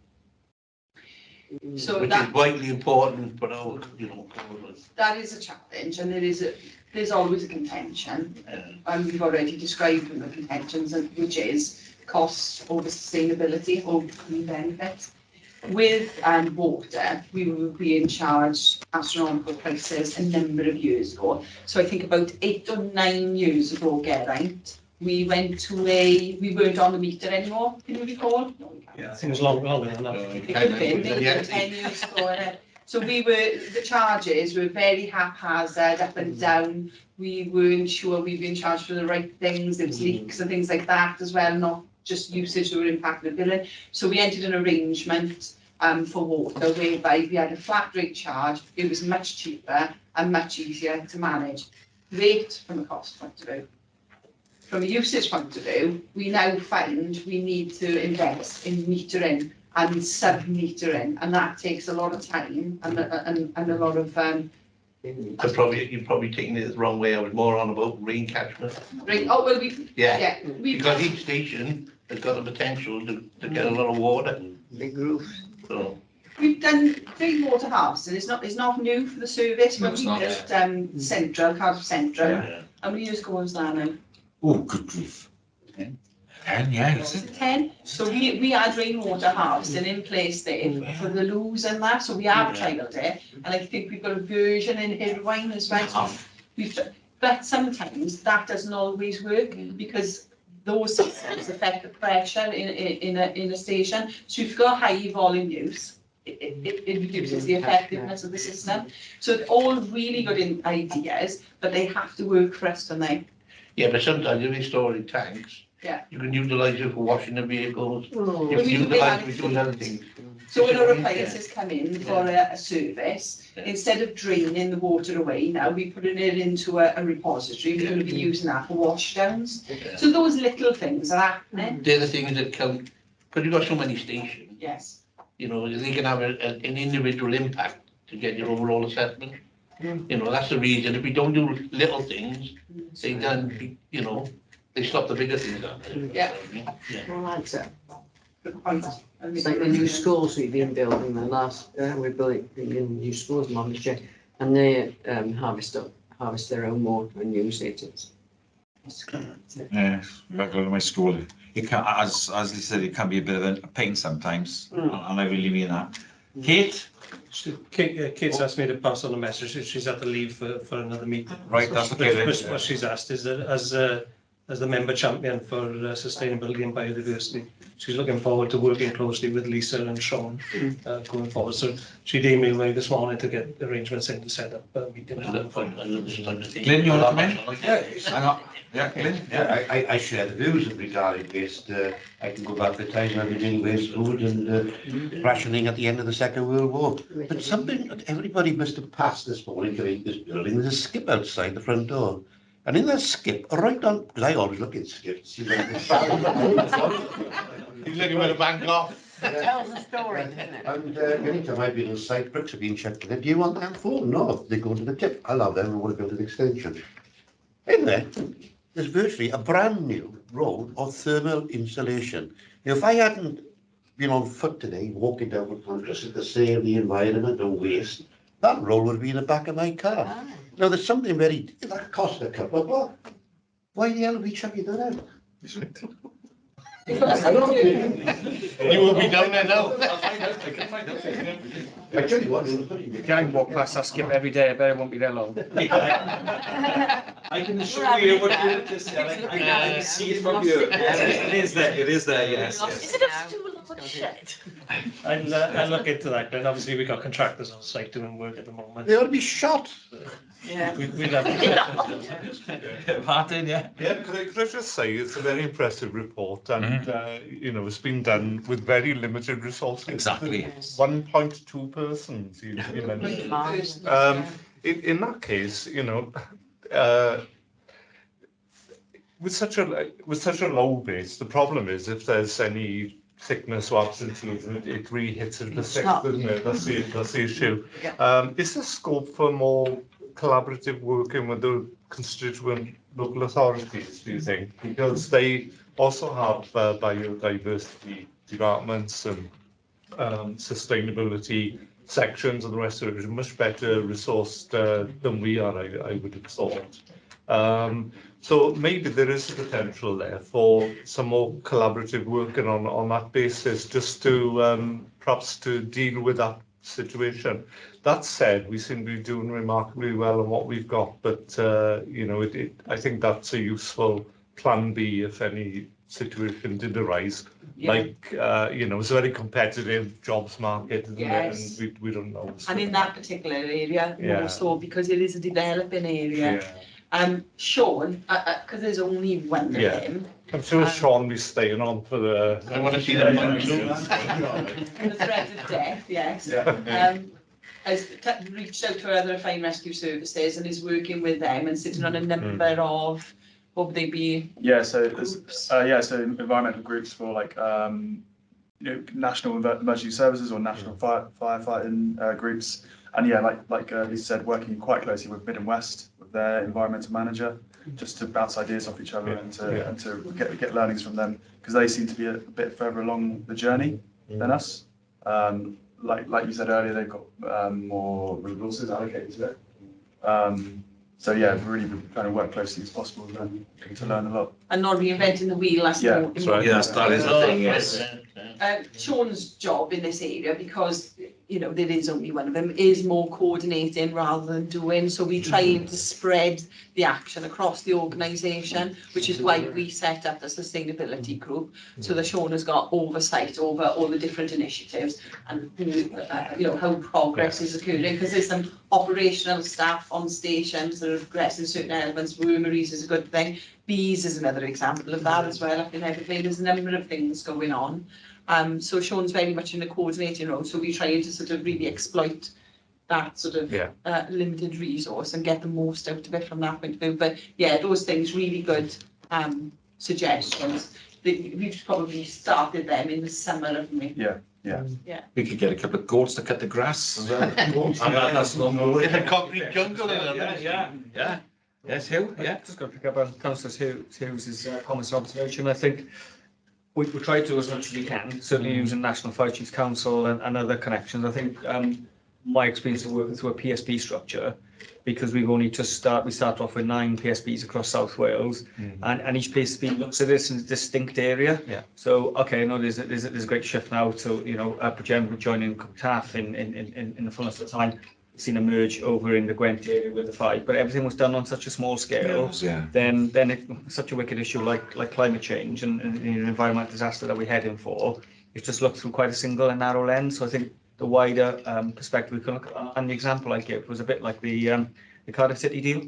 We should be working in more of a macro view to look at the environment, and we don't. It's very quite singular. So for a service like ours, haven't got the resources, just try and spread ourselves across all the groups that across our patch is really tough.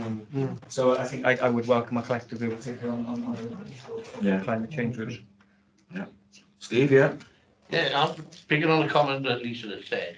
Has each station got its own designated environmental champion? Not formally, no. Is there an idea to put forward to set them a target for each station? Then by doing that target, overall, you'll be able to reduce your reduction. It is something that we are discussing in the sustainability group. What's difficult about that is the churn of personnel. Yes, exactly. That I was going to say that. Yeah. We need some continuity there to see some of this stuff. Setting some of the stuff up is easy. Actually bring it to fruition. It's the hardest part. Yeah, it is. It's just that, you'll have more coverage. Yeah, you'll have more emphasis on support and rather than leaving it to one individual to do everything. There's plenty of people out there on the stations who are keen to help and are passionate about it. Yeah, Just they start are. tapping into it. And Oh, yeah, I agree with that, yeah. Ola, yeah. Recently, I visited the Ogdenvale Fire Station, it's only a small station, and they've already started with their wild gardens and they've got all the wormeries and different things, and they're really proud of it. And then having the local children from the school coming over and participating as well, so they're they're doing a brilliant job, and as I say, they are very proud of what they're achieving. So. And as I said, they are our fire station, but they are community stations as well. And I think that's the way forward as well for us. They are they're for the community. And the commando is very welcome with your visits as well, and the interest that you've shown as well. So I did speak to Matt. Oh, did you? Yeah. Is there another thing come back on that? Can we use the fire cadets as some sort of potentially? Yeah.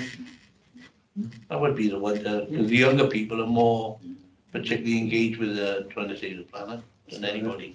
Yeah. Of competition with schools wants to help us as well. There was one example. It was my stake station. In designing their wellbeing garden, because a lot of the green spaces are tried to be incorporated into the wellbeing gardens which we got on station.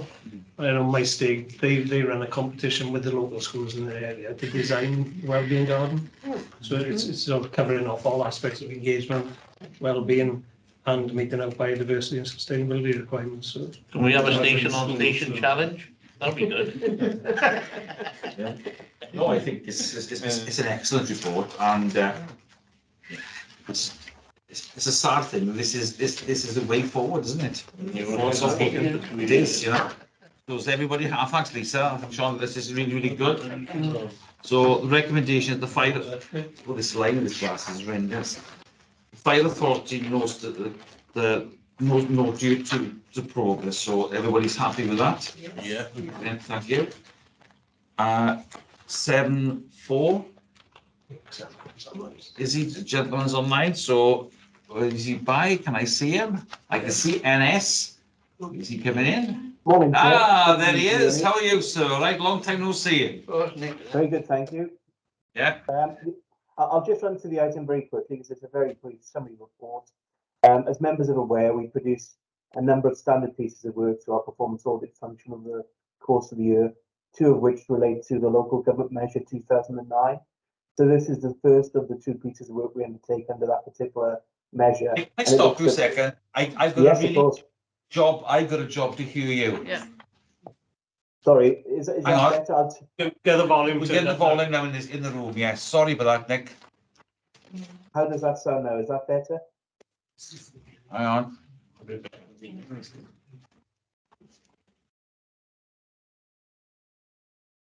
Okay.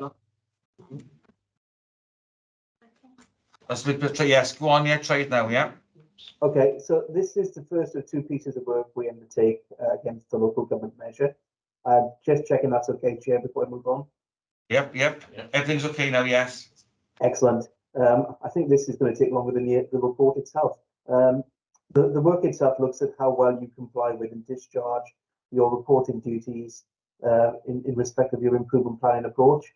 So the certificate before you sets out that we've looked at the report you've produced, we've considered the information contained within it, we've considered that against the requirements of the Welsh Government's reporting framework, and concluded that you've discharged your duties. So, to all intents and purposes, it says that you comply with the requirements of the Welsh Government to produce an improvement plan, and you meet all the expectations they've set.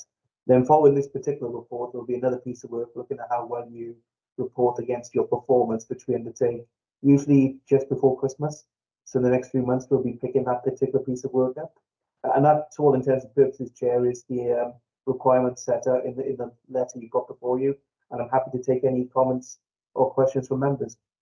Okay, thanks, Nick, for that. Very much appreciated. Any questions? Oh, this is going to be an easy one for you, Nick, isn't it? No, thank you ever so much. It's much appreciated, and it's nice that we are up to where we are, you know. So that's it. No problem. No questions. Nobody online. See, no. Brilliant. Thank you ever so much. Next time we make sure you come in at the beginning of the meeting rather than you at the end of the meeting. So I blame our officers that. Put that in the report as well, you can. So okay, yeah. No Okay, problem. thanks. Thank you, Chair. Thank you, Nick. Appreciate it. Diolch.